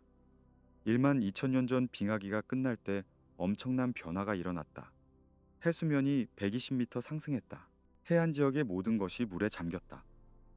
만약 그곳에 문명이 있었다면, 소수의 생존자들이 내륙으로 피난했다면, 그들이 가진 지식을 새로운 땅에서 재건했다면, 나일강은 매년 범람했다. 고대 이집트의 달력은 이 범람 주기를 따랐다. 범람은 파괴가 아니라 축복이었다. 비옥한 진흙을 실어 날랐다. 그 진흙 위에서 농작물이 자랐다. 이집트는 나일의 선물이었다. 헤로도토스가 한 말이다. 하지만 나일은 또한 역사를 지웠다. 매년 새로운 층이 쌓였다. 오래된 것은 묻혔다. 얼마나 많은 비밀이 나일의 진흙 아래 잠들어 있을까? 밤의 사막을 상상해보라. 피라미드 뒤로 별이 쏟아진다. 은하수가 하늘을 가로지른다. 스핑크스가 동쪽을 바라본다. 사자의 몸, 인간의 얼굴, 신의 눈, 5천 년 혹은 만 년을 같은 자세로 무엇을 기다리는가, 무엇을 지키는가. 그 돌 입술이 열린다면 무슨 이야기를 할까? 이집트는 질문에 답하지 않는다. 더 많은 질문을 제시할 뿐이다. 파면 팔수록 더 깊어진다. 알면 알수록 더 신비해진다. 어쩌면 그것이 이집트의 마법일지도 모른다. 결코 완전히 이해할 수 없다는 것. 항상 무언가 더 남아있다는 것. 모래 아래, 돌 속에, 침묵 안에. 하지만 이제 우리는 모래를 떠나 하늘로 간다. 땅이 아니라 공기로. 전설이 말하는 비행기계들의 이야기로. 고대 인도의 하늘을 가득 채웠다던 전차들. 비마나. 인도의 고대 서사시. 라마야나는 단순한 이야기가 아니다. 그것은 백과사전이다. 7천년 혹은 더 오래전 세계의 기록. 그 안에는 왕국과 전쟁, 사랑과 배신, 신과 악마의 이야기가 펼쳐진다. 하지만 현대의 독자들이 놀라는 것은 다른 부분이다. 기술적 묘사들이다. 하늘을 나는 전차, 강력한 무기, 불가사의한 도시들. 이것들이 상징인가 아니면 기억인가? 라마는 아요디아의 왕자였다. 완벽한 인간, 용감하고 지혜롭고 정의로웠다. 그의 아내 시타는 대지의 여신의 딸이었다. 아름답고 순수했다. 하지만 악마왕 라바나가 시타를 납치했다. 라바나는 스리랑카의 지배자였다. 10개의 머리와 20개의 팔을 가진 강력한 존재. 그는 비마나를 타고 날아다니며 세상을 정복했다. 비마나, 푸시파카 비마나, 라바나의 하늘 전차. 라마야나는 그것을 자세히 묘사한다. 태양처럼 빛나고 구름처럼 움직이며 천둥처럼 울린다. 그것은 라바나의 명령에 따라 어디든 갈 수 있었다. 속도는 생각보다 빠르고 크기는 도시만큼 컸다. 내부에는 궁전과 정원이 있었다. 창문으로는 구름 위 세상이 보였다. 라마가 시타를 구출한 후 그들은 푸시파카를 타고 집으로 돌아왔다. 하늘에서 보니 땅은 작은지도 같았고 강은 실처럼 보였다. 이것은 상상의 산물일까? 하지만 묘사가 너무 구체적이다. 단순히 날았다가 아니라 어떻게 날았는지, 어떤 소리가 났는지, 안에서 무엇이 보였는지 설명한다. 마치 실제로 본 사람의 증언 같다. 더 놀라운 것은 마하바라타다. 더 거대한 서사시, 10만 구절이 넘는 인도의 대서사. 마하바라타는 쿠루 왕조의 내전을 다룬다. 판다바 형제와 카우라바 형제 사이의 전쟁. 그 전쟁에서 비마나가 무기로 사용된다. 공중전이 벌어진다. 하늘에서 하늘로 날아다니며 싸우는 전사들. 그들이 사용한 무기의 묘사는 소름 끼칠 정도다. 아그네아 아스트라는 불의 화살이다. 그것이 날아가면 하늘이 붉게 물든다. 땅에 떨어지면 모든 것이 재가 된다. 물조차 끓어 증발한다. 브라흐마스트라는 더 강력하다. 한번 발사되면 멈출 수 없다. 도시 전체를 파괴한다. 살아남은 자들은 머리카락이 빠지고 손톱이 떨어지고 음식이 독이 된다. 이것은 무엇을 묘사하는가? 방사능, 피폭 증상이 아닌가? 마하바라타의 어느 구절은 이렇게 말한다. 그것은 우주의 힘을 담은 무기였다. 눈부신 섬광, 연기 기둥이 하늘로 치솟았다. 해와 달이 회전하는 듯했다. 핵폭발을 묘사한 것처럼 들린다. 하지만 그럴 리 없다. 수천 년 전 인도에 핵무기가 있었을 리 없다. 그렇다면 이것은 무엇인가? 상상? 과장? 아니면 우리가 이해하지 못하는 다른 무언가의 기억? 더 기묘한 것이 있다. 비마니카 시아스트라, 20세기 초에 재발견된 산스크리트 문헌. 그것은 비마나의 기술 매뉴얼이라고 주장한다. 비마나를 만드는 법, 조종하는 법, 유지하는 법을 설명한다. 저자는 마하리시 바라드와자 고대의 현자라고 한다. 하지만 문서 자체는 1923년 판디트 수브라야 샤스트리가 구술한 것을 기록한 것이다. 그는 영매 상태에서 고대 지식을 받았다고 주장했다. 진위는 논쟁적이다. 많은 학자들이 이것을 현대의 창작이라고 본다. 하지만 내용은 흥미롭다. 비마니카 샤스트라는 여러 종류의 비마나를 분류한다. 루쿠마 비마나는 원뿔 모양이고 순다라 비마나는 로켓처럼 생겼다. 트리프라 비마나는 세 층으로 이루어져 있다. 각각 다른 목적을 위해 설계되었다. 어떤 것은 단거리용이고 어떤 것은 장거리 여행용이다. 어떤 것은 전투용이다. 추진 방식도 설명한다. 수은 와류 엔진을 사용한다고. 수은을 특정 방식으로 회전시키면 반중력 효과가 생긴다고. 현대 물리학으로는 말이 안 된다. 수은을 아무리 회전시켜도 중력을 거스를 수 없다. 하지만 우리가 모르는 원리가 있을까? 고대인들이 다른 방식으로 물리학을 이해했을까? 비마니카 샤스트라는 조종사의 자격도 명시한다. 그는 신체적으로 강건해야 한다. 극한의 온도와 압력을 견뎌야 한다. 하지만 더 중요한 것은 정신적, 도덕적 자질이다. 조종사는 명상을 수련해야 한다. 요가를 알아야 한다. 차분하고 용감하고 지혜로워야 한다. 왜 이런 자질이 필요할까? 단순한 기계를 조종하는데 명상이 왜 필요한가?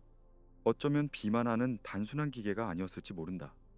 의식과 연결된 장치, 조종사의 마음에 반응하는 기술, 현대 과학이 막 탐구하기 시작한 영역, 생각으로 기계를 제어하는 것, 뇌, 컴퓨터 인터페이스. 고대에 이미 그것이 있었을까? 다른 형태로?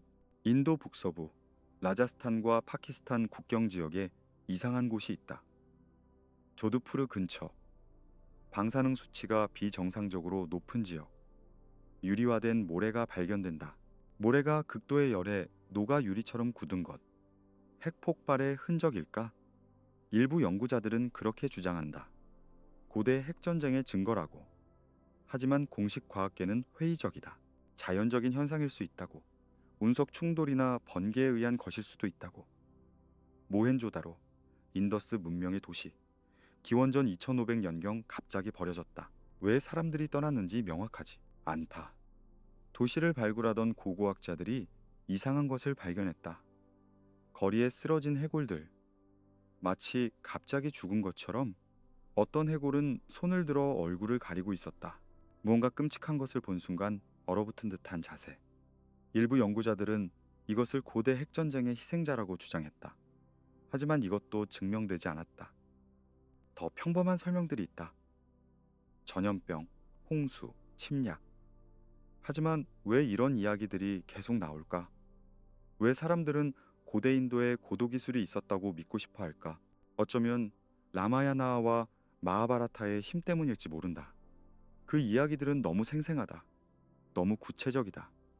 단순한 판타지라고 하기엔 디테일이 많다. 마치 누군가 실제로 본 것을 기록한 것 같다. 혹은 인류의 집단 기억일까? 칼융이 말한 원형. 하늘을 날고 싶은 욕망은 보편적이다.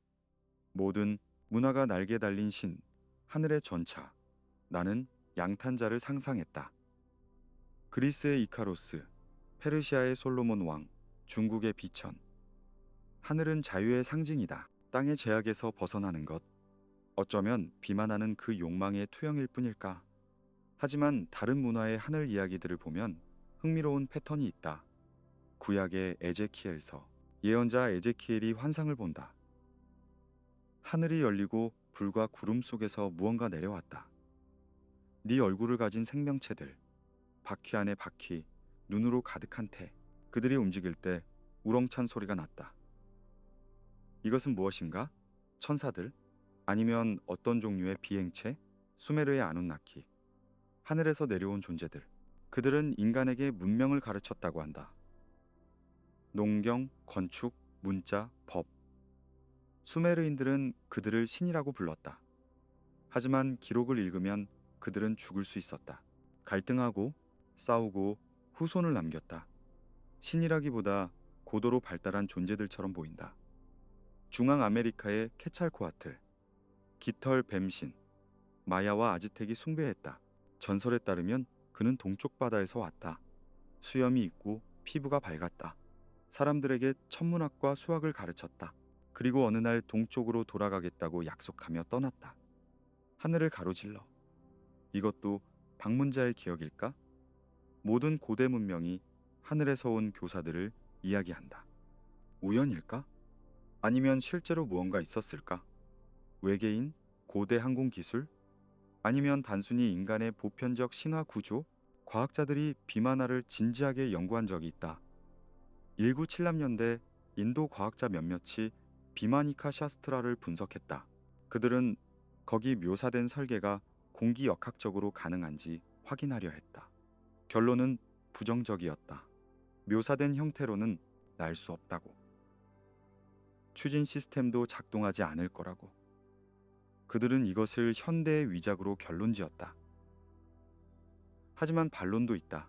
고대 문헌을 현대 물리학으로 직접 해석하는 것이 옳은가?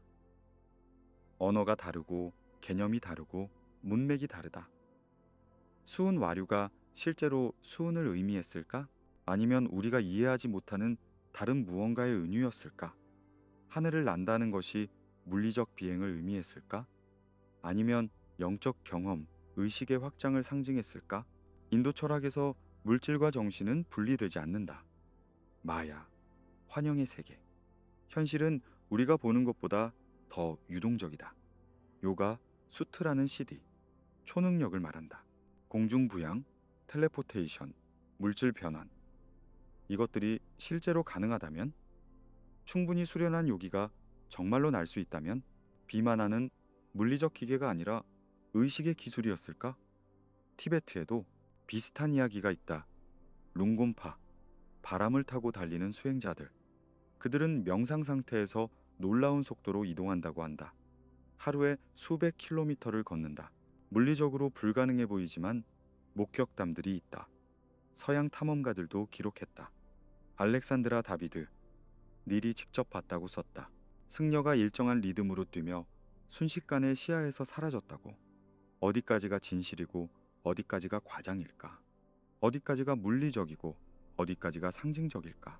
우리는 물질 문명에 익숙하다. 기계, 엔진, 연료. 하지만 고대 문명이 다른 방향으로 발전했다면, 외부 기술이 아니라 내부 능력으로 정신의 힘을 극대화하는 방향으로, 현대과학도 이제 마음의 힘을 인정하기 시작했다. 플라시보 효과는 실제다. 생각이 화학을 바꾼다. 명상이 뇌 구조를 변화시킨다. 의도가 양자 수준에 영향을 준다는 실험들도 있다. 아직 논쟁적이지만 가능성은 열려 있다. 만약 고대인들이 이것을 수천 년 동안 연구했다면, 우리가 지금 막 발견하는 것을 그들은 이미 마스터했다면, 비만하는 어쩌면 질문이다. 우리에게 던지는 질문. 현실이란 무엇인가? 기술이란 무엇인가? 발전이란 무엇인가? 우리는 외부 세계를 정복하는 데 집중했다. 자동차, 비행기, 로켓. 하지만 내부 세계는, 의식의 한계는 어디까지인가? 정신이 물질을 넘어설 수 있는가? 인도의 밤하늘을 상상해보라. 몬순이 지나간 뒤 맑은 하늘, 별들이 쏟아진다. 은하수가 지평선에서 지평선까지 이어진다. 그 하늘 아래서 수천 년 전 사람들이 앉아 있었다. 같은 별들을 보며 그들은 무엇을 생각했을까? 저기 날고 싶다고 꿈꿨을까? 그리고 어쩌면 그 꿈을 이뤘을까? 우리가 상상하지 못하는 방식으로. 라마야나는 끝부분에 이렇게 말한다. 라마가 왕위를 오래 지킨 후 때가 왔다. 그는 육체를 벗고 신의 세계로 돌아갔다. 사라유 강에 걸어 들어가 물속으로 사라졌다. 그와 함께 많은 지혜가 사라졌다. 황금 시대가 끝났다. 그 이후 세상은 점점 어두워졌다. 이것을 쇠퇴의 이야기로 읽을 수 있다. 혹은 순환의 이야기로. 모든 것은 온다. 정점에 이른다. 그리고 간다. 하지만 완전히 사라지지는 않는다. 씨앗이 남는다. 언젠가 다시 피어날. 비마나가 실제로 날았든 아니든 중요한 것은 인간이 하늘을 꿈꿨다는 사실이다. 제약을 거부했다. 불가능에 도전했다. 그 정신이 결국 우리를 하늘로 보냈다. 라이트 형제, 가가린, 암스트롱. 비만하는 예언이었을지 모른다. 미래를 향한 고대의 예언. 이제 우리는 인도의 하늘을 떠나 다시 바다로 간다. 하지만 이번엔 인도양. 깊고 따뜻한 바다. 그 밑에 또 다른 잃어버린 땅이 잠들어 있다고 한다. 타미린들이 기억하는 고향. 세 번의 홍수에 잠긴 대륙. 라무리아. 인도양은 세대양 중 가장 따뜻하다. 적도가 그 중심을 가로지른다. 몬순 바람이 계절마다 방향을 바꾼다. 고대부터 이 바람을 타고 무역선들이 오갔다. 아라비아에서 인도로, 인도에서 동남아시아로, 아프리카 동부 해안을 따라 이 바다는 문명들을 연결했다. 향신료와 비단, 상아와 금이 이 물결 위를 여행했다. 하지만 전설은 말한다. 훨씬 오래전 이 바다가 아니었다고, 땅이었다고. 타밀 문헌, 특히 상감 문학은 쿠마리 칸담을 이야기한다. 잃어버린 땅. 인도 남쪽 끝 코모린 고제에서 시작해 스리랑카를 지나 남쪽으로 뻗어 있던 거대한 대륙. 그곳에 타밀 문명의 첫 도시들이 있었다. 마두라이, 이전의 마두라이, 첫 번째 상감 아카데미가 있던 곳, 시인들과 학자들이 모여 문학을 창조하던 곳. 전설에 따르면 세 번의 대홍수가 있었다. 첫 번째 홍수가 첫 번째 상감을 삼켰다. 4404 19년 동안 존재했던 아카데미가 물에 잠겼다. 생존자들이 북쪽으로 이동해 두 번째 상감을 세웠다. 그것도 3700년 후 두 번째 홍수에 사라졌다. 세 번째 상감이 현재 마두라이에 세워졌다. 이것은 1만 년에 걸친 이야기다. 신화일까? 타밀학자들은 그렇지 않다고 주장한다. 상감문학에는 지금은 존재하지 않는 강들의 이름이 나온다. 파흐룰리, 쿠마리. 이 강들은 쿠마리 칸담에서 흘렀다고 한다. 지금은 바다 밑에. 일부 시에는 남쪽 바다에서 들리는 파도 소리가 언급된다.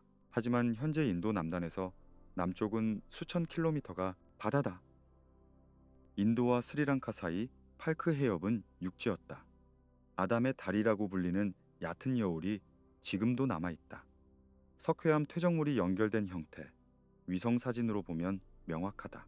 한때 육지였던 흔적. 더 남쪽은 어떨까?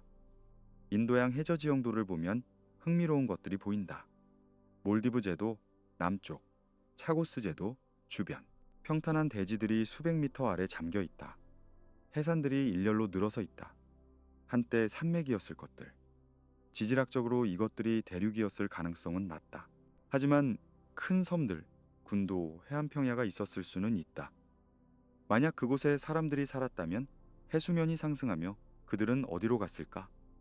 북쪽으로, 인도 본토로, 스리랑카로. 그들이 가진 문화와 지식을 가지고 어쩌면 타밀 문명의 기원이 그곳에 있을까? 쿠마리 칸담은 신화가 아니라 희미한 역사 기억일까? 19세기 서양 과학자들이 라무리아라는 이름을 만들었다. 전혀 다른 이유로 동물학자들이 수수께끼에 직면했다. 여우 원숭이, 레무르. 이 동물은 마다가스카르에 산다. 그런데 화석이 인도에서도 발견된다. 어떻게 인도양을 건넜을까? 대륙이동설이 없던 시대였다. 과학자들은 가설을 세웠다. 한때 인도와 마다가스카르를 연결하는 육지가 있었다고. 그들은 그것을 레무리아라고 불렀다. 나중에 대륙이동설이 증명되며 라무리아 가설은 폐기되었다. 인도는 한때 아프리카와 붙어 있었다. 지질학적 시간에 걸쳐 떨어져 나와 북쪽으로 이동했다. 레무르는 분리 전에 양쪽에 있었던 것이다. 별도의 잃어버린 대륙이 필요하지 않았다. 하지만 이름은 남았다. 그리고 다른 의미를 얻었다. 신지학자들, 특히 블라바츠키 부인이 라무리아를 고대 문명의 고향으로 만들었다. 그녀는 비밀교의에서 인류의 7근원 인종을 이야기했다. 세 번째 근원, 인종이 라무리아에 살았다고. 그들은 거인이었고 양성이었고 난생이었다. 점차 진화해 육체를 얻고 성별이 분리되었다고. 증명할 수 없는 이야기다. 하지만 많은 사람들이 믿었다. 20세기 초 라무리아는 대중문화에 스며들었다. 제임스 처치워드라는 작가가 잃어버린 무대륙이라는 책을 썼다. 그는 인도의 사원에서 비밀 석판을 봤다고 주장했다. 그 석판에 무대륙의 역사가 기록되어 있었다고. 무는 태평양에 있었다고 한다. 라무리아보다 더 거대한 대륙. 현재 하와이에서 이스터 섬, 뉴질랜드까지 뻗어 있었다. 6,400만 명이 살았다. 10개의 부족으로 나뉘어 있었지만 한 명의 황제가 통치했다. 찬란한 문명이었다. 과학과 예술이 발달했다. 거대한 도시와 신전들. 1만 2천 년 전 재앙이 일어났다. 화산 폭발, 지진, 거대한 파도. 하루낮과 하루밤 사이에 무대륙은 바닷속으로 가라앉았다. 대부분의 사람들이 죽었다. 소수의 생존자들이 배를 타고 사방으로 흩어졌다. 동쪽으로 간 자들이 아메리카에 정착했다. 서쪽으로 간 자들이 아시아에 도착했다. 이것이 전 세계 문명의 기원이라고 처치워드는 주장했다. 증거는? 그가 제시한 것들은 대부분 오해나 조작이었다. 비밀 석판은 확인된 적이 없다. 태평양 해저 탐사 결과 거대한 침수 대륙의 흔적은 없다. 지질학이 허락하지 않는다. 태평양파는 대륙 지각이 아니라 해양 지각이다. 거기에 대륙이 있었다가 가라앉을 수 없다. 하지만 흥미로운 점들이 있다. 태평양 곳곳에 고립된 문명의 흔적이 있다. 이스터 섬의 모아이 석상, 누가, 왜 만들었을까? 1,000개가 넘는 거대한 석상을 어떻게 운반했을까? 폴리네시아인들은 어떻게 태평양을 가로질러 항해했을까? 나침반도 없이 지도도 없이 별과 파도만으로 수천 킬로미터를 항해했다. 놀라운 기술이다. 남마돌, 미크로네시아 폰앞의 섬 앞바다, 인공 섬들로 이루어진 거대한 유적, 현무암 기둥들로 만들어진 건축물. 현지 전설은 말한다. 마법으로 돌들이 날아왔다고, 혹은 거인들이 만들었다고. 요나구니 섬, 일본 최남단, 수중에서 발견된 암석 구조물, 계단, 평탄한 표면, 직각의 모서리, 자연적인가, 인공적인가? 논쟁이 계속된다. 일본의 일부 연구자들은 이것이 1만 년 전 문명의 유적이라고 주장한다. 해수면이 낮을 때 육지였던 곳에 만들어졌다고. 인도, 서부, 해안, 칸베이만. 2000년대 초 해양 조사에서 이상한 것이 발견되었다. 수심 30m 아래 규칙적인 패턴들, 소나 이미지의 도시처럼 보이는 구조물들이 나타났다. 도로, 건물, 성벽, 목재 조각을 회수해 연대 측정을 했다. 9,000년 전이라는 결과가 나왔다. 인도 고고학계는 흥분했다. 인더스 문명보다 오래된 도시일까? 하지만 확인은 어려웠다. 수중 발굴은 비싸고 위험하다. 시계가 나쁘다. 추가 조사가 제한적이었다. 일부 학자들은 이것이 자연 지형일 뿐이라고 주장한다. 소나 이미지가 오해를 낳았다고. 진실은 여전히 바다 밑에 있다. 드와르카, 크리슈나의 전설적 도시 마하바라타에 나온다. 화려한 궁전과 정원이 있었다. 하지만 크리슈나가 죽자바다가 도시를 삼켰다고 신화로만 여겨졌다. 그런데 1981년대 인도 고고학자들이 구자라트 해안에서 발굴을 시작했다. 놀랍게도 수중에서 구조물들을 발견했다. 석벽, 기둥, 닷, 기원전 1500년경의 것으로 추정된다. 드와르카는 실제로 존재했다. 그리고 정말로 바다에 잠겼다. 바다는 가장 큰 고고학 창고다. 인류 역사의 대부분 동안 사람들은 해안을 따라 살았다. 물고기, 조개, 교역. 해안은 자원이 풍부했다. 하지만 빙하기가 끝나며 해수면이 상승했다. 120m. 그 옛 해안선은 지금 수십 미터, 수백 미터 바다 밑에 있다. 거기 무엇이 있을까? 생각해보라. 1만 년 전 세계 지도를 그린다면 완전히 다를 것이다. 영국과 유럽은 육지로 연결되어 있다. 도거랜드라는 넓은 평야. 그곳에서 맘모스 뼈와 인간 도구들이 발견된다. 어부들의 그물에 걸려 올라온다. 베링 해협도 육지다. 아시아와 아메리카가 연결되어 있다. 인도네시아 섬들은 하나의 거대한 대륙붕, 순다랜드를 이룬다. 이 모든 땅이 물에 잠겼다. 천천히, 세기에 걸쳐, 하지만 때로는 급격하게. 빙하가 무너질 때 엄청난 양의 물이 한꺼번에 바다로 쏟아졌다. 거대한 쓰나미가 해안을 덮쳤다. 마을이 순식간에 사라졌다. 살아남은 사람들은 무엇을 기억했을까? 대홍수, 물에 잠긴 세계, 잃어버린 고향, 수메르의 길가메시 서사시, 유대교의 노아 이야기, 힌두교의 만우전설, 그리스의 데우칼리온 신화, 중국의 공과 우 이야기, 아즈텍의 네 번째 태양 전설, 모두 대홍수를 이야기한다. 우연일까? 아니면 실제 사건의 집단 기억일까? 지질학은 홍수들이 있었다고 말한다. 복수형이다. 여러 번의 급격한 해수면 상승, 기원전 1만 4천년경, 1만 2천년경, 8천년경, 특히 마지막 것이 극적이었다. 멜트워터 펄스 1비, 몇 세기 안에 해수면이 수십 미터 올랐다. 해안 도시들, 섬들, 평야가 물에 잠겼다. 생존자들은 내륙으로, 산으로, 더 높은 땅으로 피난했다. 그들이 가진 지식을 가지고 항해술, 천문학, 농경, 건축, 새로운 땅에서 다시 시작했다. 어쩌면 우리가 아는 고대 문명들, 이집트, 수메르, 인더스, 중국은 처음부터 시작한 것이 아니라 재건한 것일까? 더 오래된 해안 문명의 상속자일까? 증명할 수 있을까? 어렵다. 증거는 바다 밑에 있다. 탐사는 비싸다. 대부분의 목재와 직물은 썩어 없어졌다. 돌만 남는다. 그것도 산호와 퇴적물에 덮여 있다. 찾기 어렵다. 하지만 기술이 발전하고 있다. 다중 빔 소나, 수중 로봇, 위성 고고학. 점점 더 깊은 곳을, 더 넓은 지역을 조사할 수 있다. 매년 새로운 발견이 있다. 지중해 흑해, 북해, 인도양. 물에 잠긴 정착지들이 하나씩 드러난다. 라무리아가 실제로 있었는가? 신지학자들이 상상한 그런 신비로운 대륙은 아니다. 하지만 인도양에 지금은 사라진 섬들과 해안 지역이 있었다. 거기 사람들이 살았다. 그들의 문화가 타밀 전설로 남았을 수 있다. 무대륙은 처치워드가 묘사한 거대한 문명은 없었다. 하지만 태평양 섬들이 더 컸고 더 많았다. 그 사이를 놀라운 항해사들이 오갔다. 그들의 이야기가 과장되어 전해졌을 수 있다. 과장되고 극화되고 상징화된 기억이다. 그 속에서 실제 사건의 핵을 찾는 것이 고고학자의 일이다. 쉽지 않다.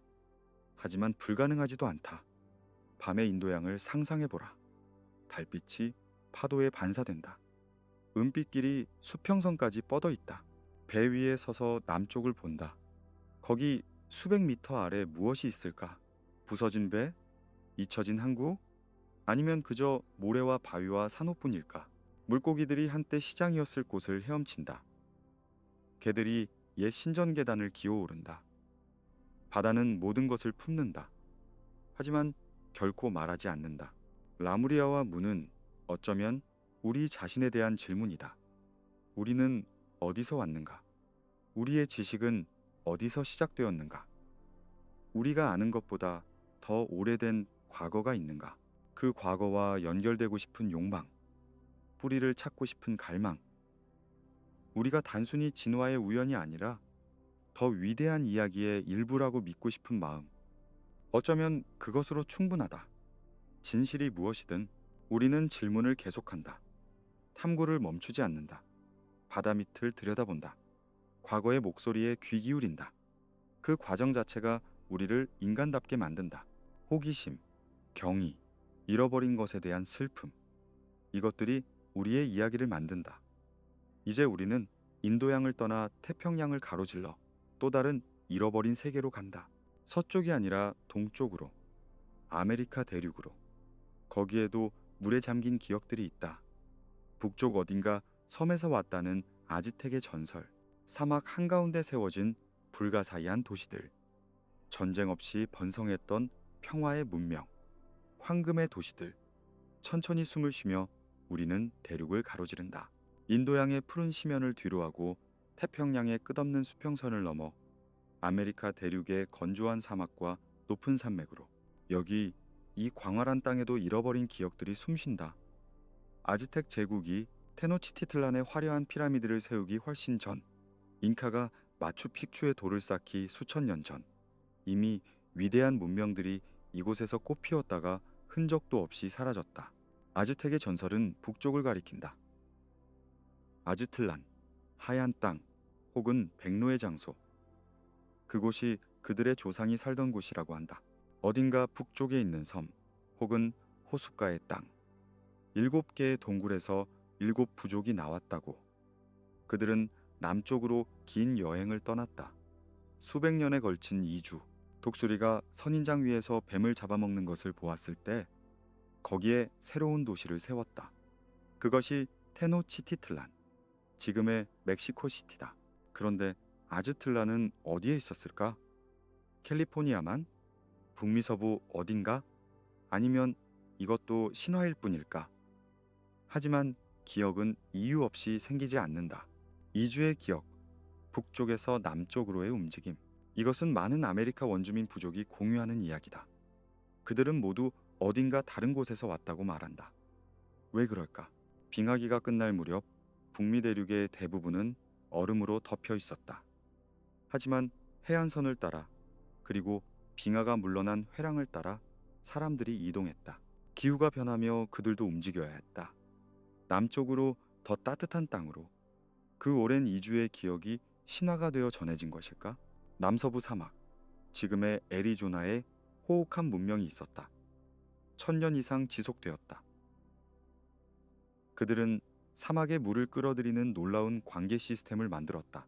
수백 킬로미터에 달하는 운하, 정교한 댐과 저수지, 사막 한가운데 도시를 세웠다.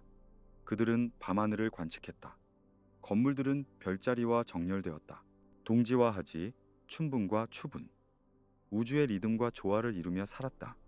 그런데 1400년경 그들은 사라졌다. 왜? 가뭄이었을까? 사회적 혼란? 아니면 그저 다른 곳으로 이동했을까? 그들의 후손이 오늘날의 피마족과 토호노 오오담족이라고 생각된다. 운하는 말라버렸다. 건물은 무너졌다. 사막이 다시 모든 것을 집어삼켰다. 하지만 흔적은 남았다. 땅 속에, 모래 속에. 위성사진은 그 거대한 수로의 희미한 윤곽을 보여준다. 뉴멕시코 차코 캐니언, 또 다른 불가사의 사막 한가운데 거대한 석조 건축물들이 서 있다. 푸에블로 보니토, 가장 큰 건물은 600개가 넘는 방을 가졌다. 5층 높이였다. 1000년 전, 이것은 북미에서 가장 큰 건물이었다. 도시가 아니라 의식의 중심지였다. 사람들은 수백 킬로미터를 걸어와 모였다. 직선으로 뻗은 도로들이 발견되었다. 완벽하게 곧은 도로, 수십 킬로미터를 장애물을 넘어 이어진다. 왜 그렇게 곧게 만들었을까? 실용성만으로는 설명이 안 된다. 상징적 의미가 있었을 것이다. 하늘과 땅을 잇는 선, 차코 사람들도 별을 관측했다. 해와 달의 움직임을 추적했다. 암각화에는 초신성이 기록되어 있다. 1054년에 나타난 개자리 초신성, 밤하늘에 갑자기 나타난 새로운 별. 그들은 그것을 돌에 새겼다. 중국과 아랍의 천문학자들도 같은 별을 기록했다. 세계 반대편에서 같은 하늘을 보며 그런데 차코도 버려졌다. 1200년경 또다시 가뭄. 나무가 모두 베어졌다. 토양이 침식되었다. 사람들은 떠났다. 거대한 건물들만 남았다. 바람이 그 빈 방들을 지나간다. 메아리가 돌벽에 부딪힌다. 한때 북을 치고 노래하던 소리가 사라진 자리. 이제 남미로 내려가자. 페루 해안, 숲의 계곡. 거기 카랄이 있다. 5000년 전 번성한 도시. 이집트, 피라미드와 동시대다. 하지만 이집트와는 달랐다. 카랄에는 무기가 없었다. 전쟁의 흔적이 없었다. 방어벽도 요새도 없었다. 어떻게 가능했을까? 그들은 음악으로 통치했다. 수십 개의 플루트가 발굴되었다. 콘도르와 펠리칸 뼈로 만든 악기. 거대한 원형 광장에서 의식이 열렸을 것이다. 사람들이 모여 음악을 듣고 춤을 추고 별을 관측했다. 6개의 거대한 피라미드가 도시를 둘러쌌다. 별자리와 정렬되어 있었다. 플레이아데스 성단, 남십자성. 우주의 질서가 지상에 반영되었다. 카랄 사람들은 면화를 재배했다. 그것으로 그물을 짜서 물고기를 잡았다. 해안과 내륙 사이에 교역이 있었다. 생선과 농산물을 교환했다. 상호 의존의 경제, 협력의 사회. 어떻게 유지했을까? 갈등은 없었을까? 분명 있었을 것이다.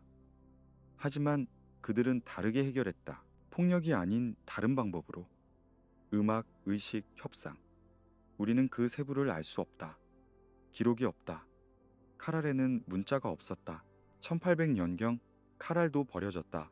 또다시 기후변화, 엘니뇨의 강화, 홍수와 가뭄의 반복, 경제 시스템이 무너졌다. 사람들은 흩어졌다. 하지만 그들의 유산은 계속되었다. 후대 안데스 문명들에게 영향을 주었다. 면화, 재배 기술, 관계 방법, 건축, 양식, 지식은 전달되었다. 안데스 산맥으로 올라가자. 고도 4000m, 숨이 가빠지는 높이. 거기 티와나쿠가 있다. 볼리비아 티티카카 호수 근처. 3000m 높이에 세워진 거대한 석조 도시. 누가 이곳에 이런 것을 만들었을까? 티와나쿠의 돌들은 거대하다.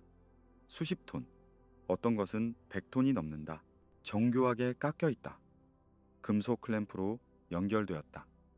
그 기술은 놀랍다. 어떻게 이 높은 곳까지 돌을 운반했을까? 어떻게 이렇게 정확하게 맞췄을까? 현대 기술로도 쉽지 않은 일이다. 잉카인들조차 티와나쿠를 만든 사람을 몰랐다. 그들은 이미 폐허였던 이 도시를 발견했다. 전설에 따르면 비라코차 신이 티티카카 호수에서 나와 인류를 창조했다고 한다. 그는 사람들에게 농사와 기술을 가르쳤다. 그리고 다시 바다로 걸어 들어갔다. 서쪽으로 수평선 너머로. 비라코차는 다른 신들과 달랐다. 수염이 있었다고 묘사된다. 아메리카 원주민들에게 드문 특징. 그래서 어떤 이들은 그가 외부에서 온 것이라고 상상한다.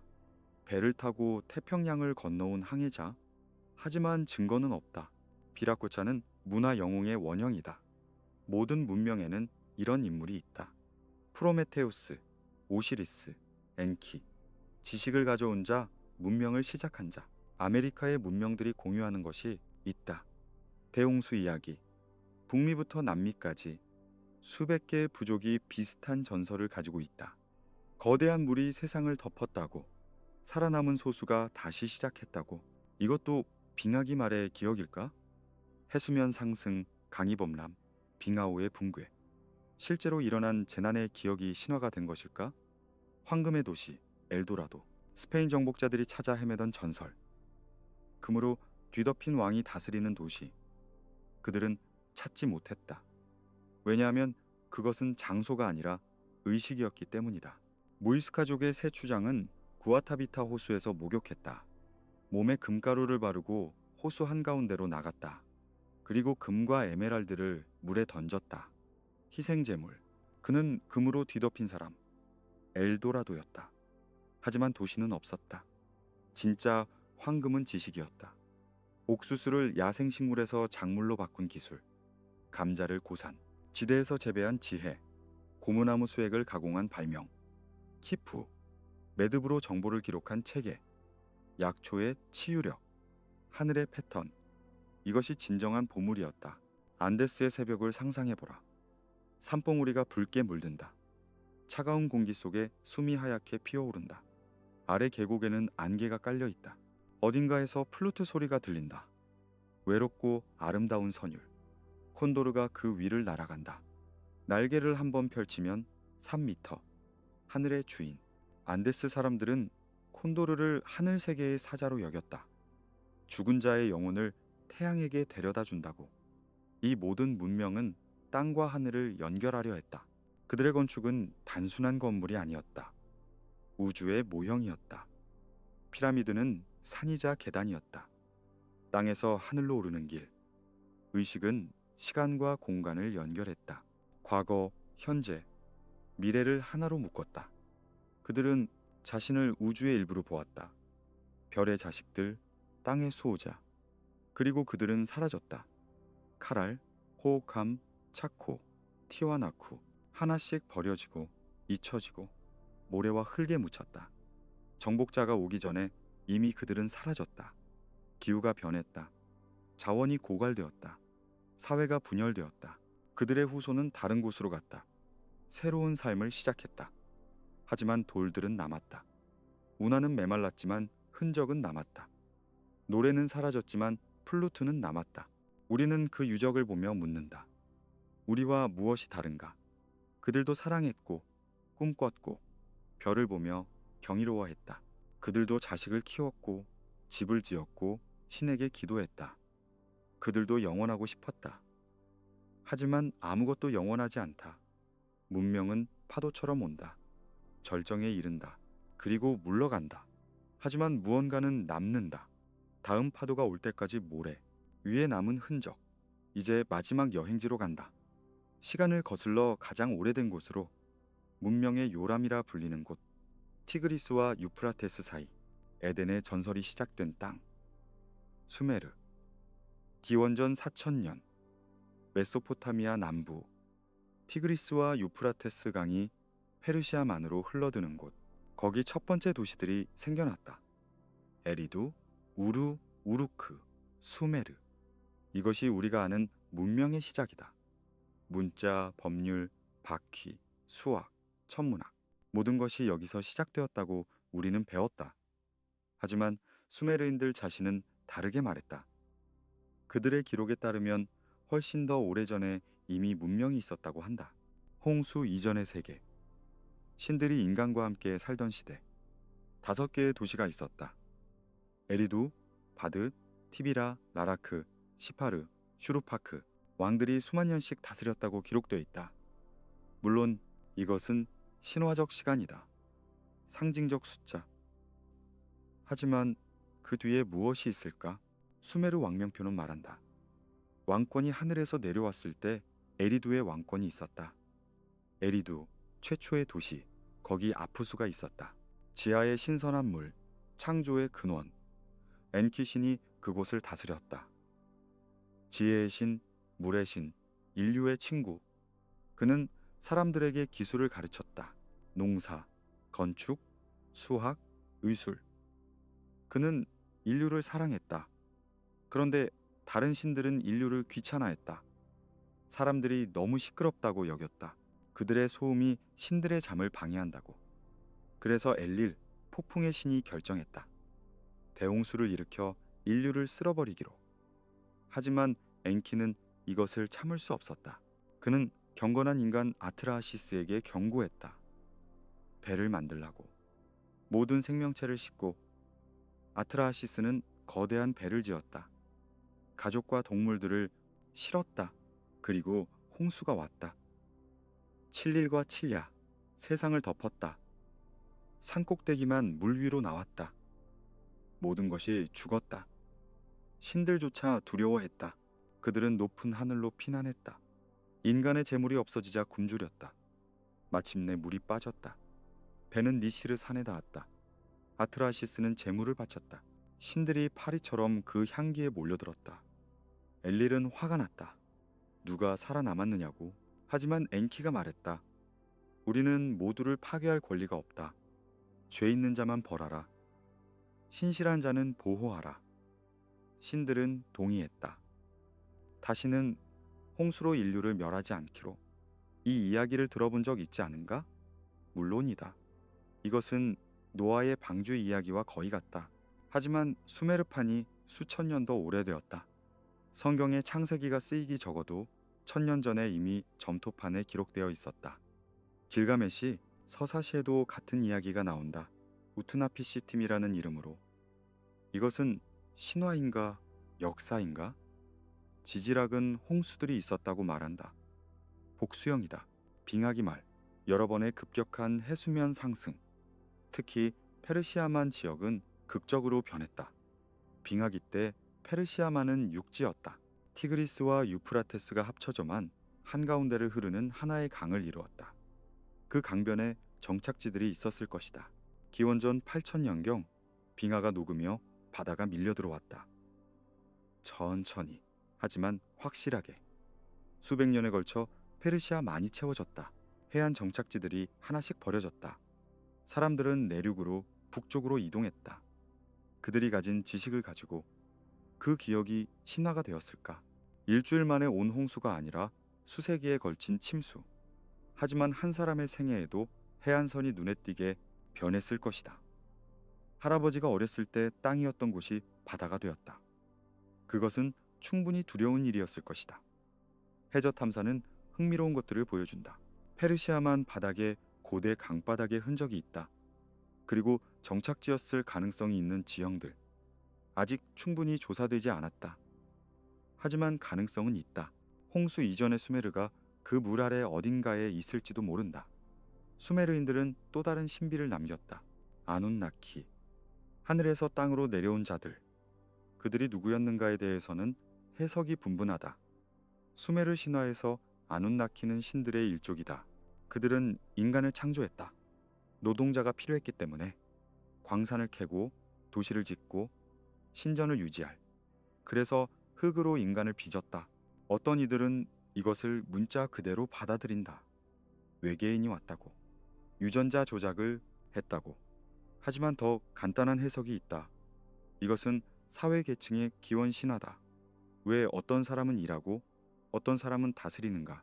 왜 왕과 사제가 있고 농부와 노동자가 있는가?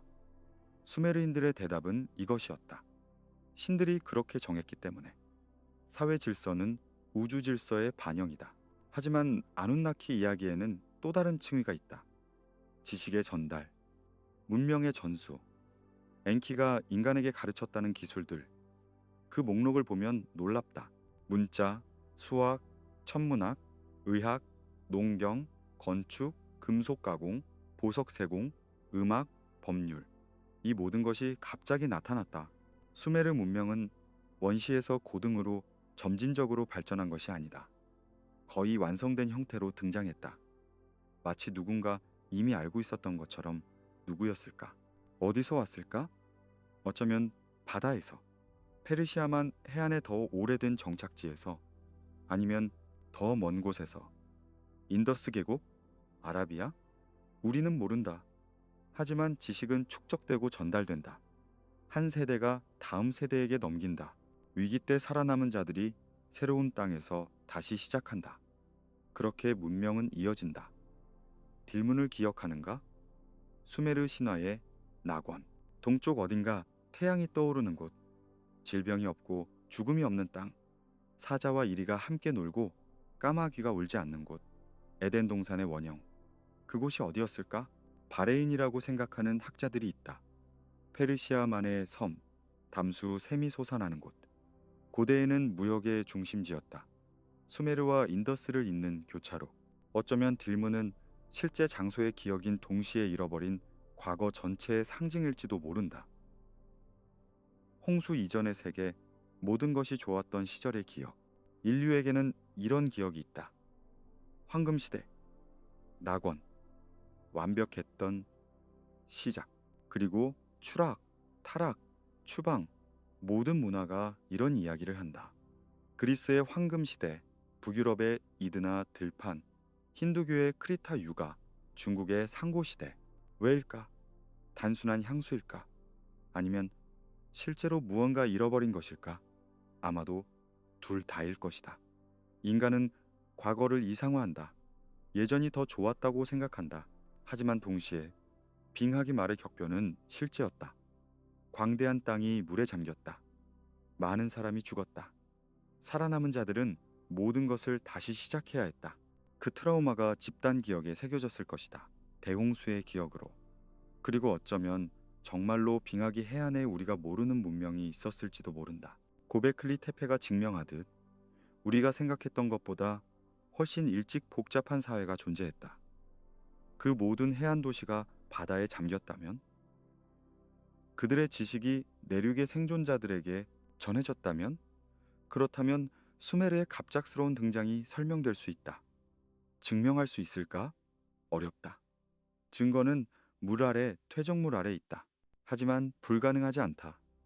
기술이 발전한다. 언젠가 우리는 알게 될 것이다. 아니면 영원히 수수께끼로 남을 것이다. 어느 쪽이든 질문 자체가 우리를 인간답게 만든다. 수메르인들은 밤하늘을 보며 무엇을 생각했을까? 그들은 행성의 움직임을 정확히 추적했다. 별자리를 구분했다. 황도 12궁을 정의했다. 1년을 360일로, 원을 360도로 나누었다. 그들의 수학과 천문학은 놀랍다. 왜 그렇게 하늘에 집중했을까? 아마도 그들은 스스로를 우주의 일부로 보았기 때문일 것이다. 하늘은 거대한 시계였다. 달의 차고 기울기, 별들의 회전, 행성의 방랑. 이것들은 지상의 사건과 연결되어 있다고 믿었다. 왕해, 운명, 수학의 풍용, 홍수의 도래. 하늘을 읽으면 미래를 알 수 있다고. 하지만 더 깊은 무언가도 있었을 것이다. 경의, 두려움, 우주 앞에선 인간의 자금, 그리고 역설적으로 위대함. 우리는 작지만 이해할 수 있다. 별빛이 눈에 닿는 순간 우주와 연결된다. 우리는 별의 먼지로 만들어졌다. 문자 그대로, 과학적으로. 우리 몸의 원소들은 초신성에서 왔다. 수메르인들은 이것을 은유로 알았다. 우리는 이제 사실로 안다. 밤하늘을 올려다보라. 지금 이 순간 당신이 보는 별빛은 수천 년 전에 출발했다. 어떤 별은 이미 죽었을지도 모른다. 하지만 그 빛은 여전히 여행한다. 당신의 눈에 닿는다.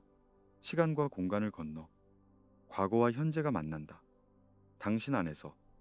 운명도 그렇다. 사라진 것들도 여전히 우리 안에 있다. 수메르의 일주일 7일, 바빌론의 60진법, 이집트의 365일 달력. 우리는 여전히 그것들을 쓴다. 민주주의, 그리스에서 왔다. 알파벳, 페니키아에서 왔다. 종이, 중국에서 왔다. 숫자, 인도에서 왔다. 모든 문명은 다음 문명에게 무언가를 넘긴다. 릴레이처럼. 그리고 바다에 잠긴 것들도, 이름도 모르는 그 해안 도시들도, 그들도 무언가를 남겼을 것이다. 노래, 이야기, 기술, 보이지 않는 방식으로 전해졌을 것이다. 신화 속에, 전통 속에, 우리가 당연하게 여기는 지식 속에. 당신은 지금 깊은 밤 바다 위배에 서 있다. 사방이 어둡다. 별들만 빛난다. 물결이 배를 흔든다. 리듬, 지구의 심장 박동.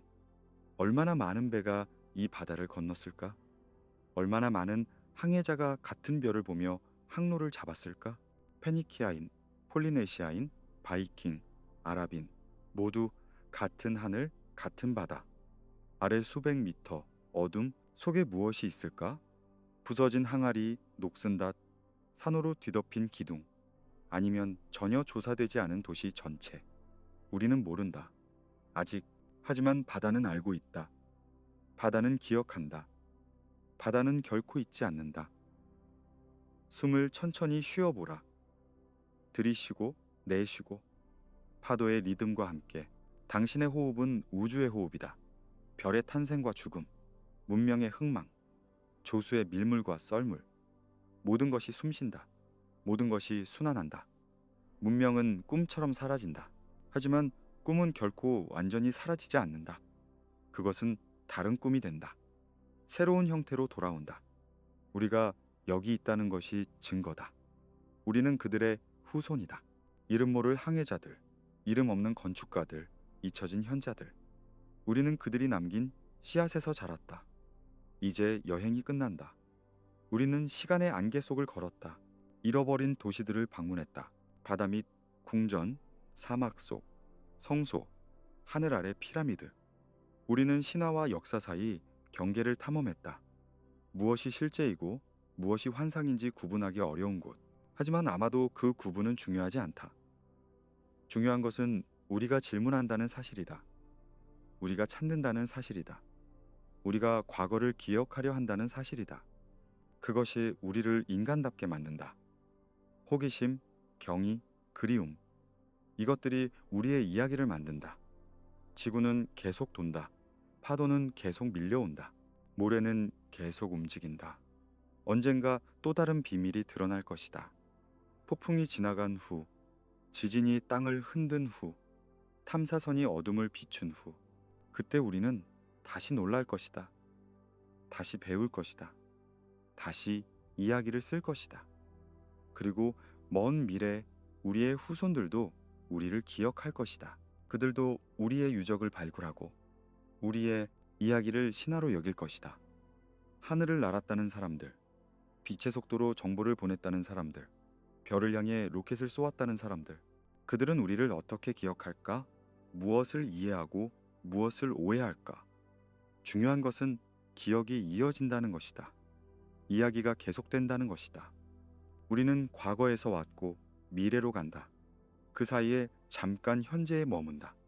이 더섭는 순간에 우리는 삶을 산다. 사랑하고 꿈꾸고 창조한다. 그리고 다음 세대에게 넘긴다.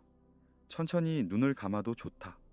파도 소리를 들으며 지구의 심장 박동을 느끼며 당신은 지금 시간 밖에 있다. 과거와 미래 사이, 꿈과 깨어남 사이, 모든 잃어버린 문명의 메아리가 당신 안에서 울린다. 모든 잊혀진 노래가 당신의 피 속에서 흐른다. 잘 자라. 꿈속에서 아틀란티스의 거리를 걷고 수메르의 별을 세고 안데스의 플루트 소리를 듣기를 깨어날 때 새로운 날이 시작된다. 하지만 꿈은 남는다. 언제나 그렇듯이 이 이야기가 당신의 마음에 닿았다면 좋아요와 구독 버튼을 눌러주세요. 과거의 더 많은 이야기를 함께 나누고 싶습니다. 채널 멤버십에 가입하시면 새로운 영상을 먼저 보실 수 있고 이 채널을 응원하실 수 있습니다. 댓글로 당신의 생각을 나눠주세요. 어떤 잃어버린 문명이 가장 흥미로웠나요? 당신이 탐험하고 싶은 역사의 미스터리는 무엇인가요? 함께 이야기 나눠요. 다음 여행에서 만나요. 안녕히 주무세요.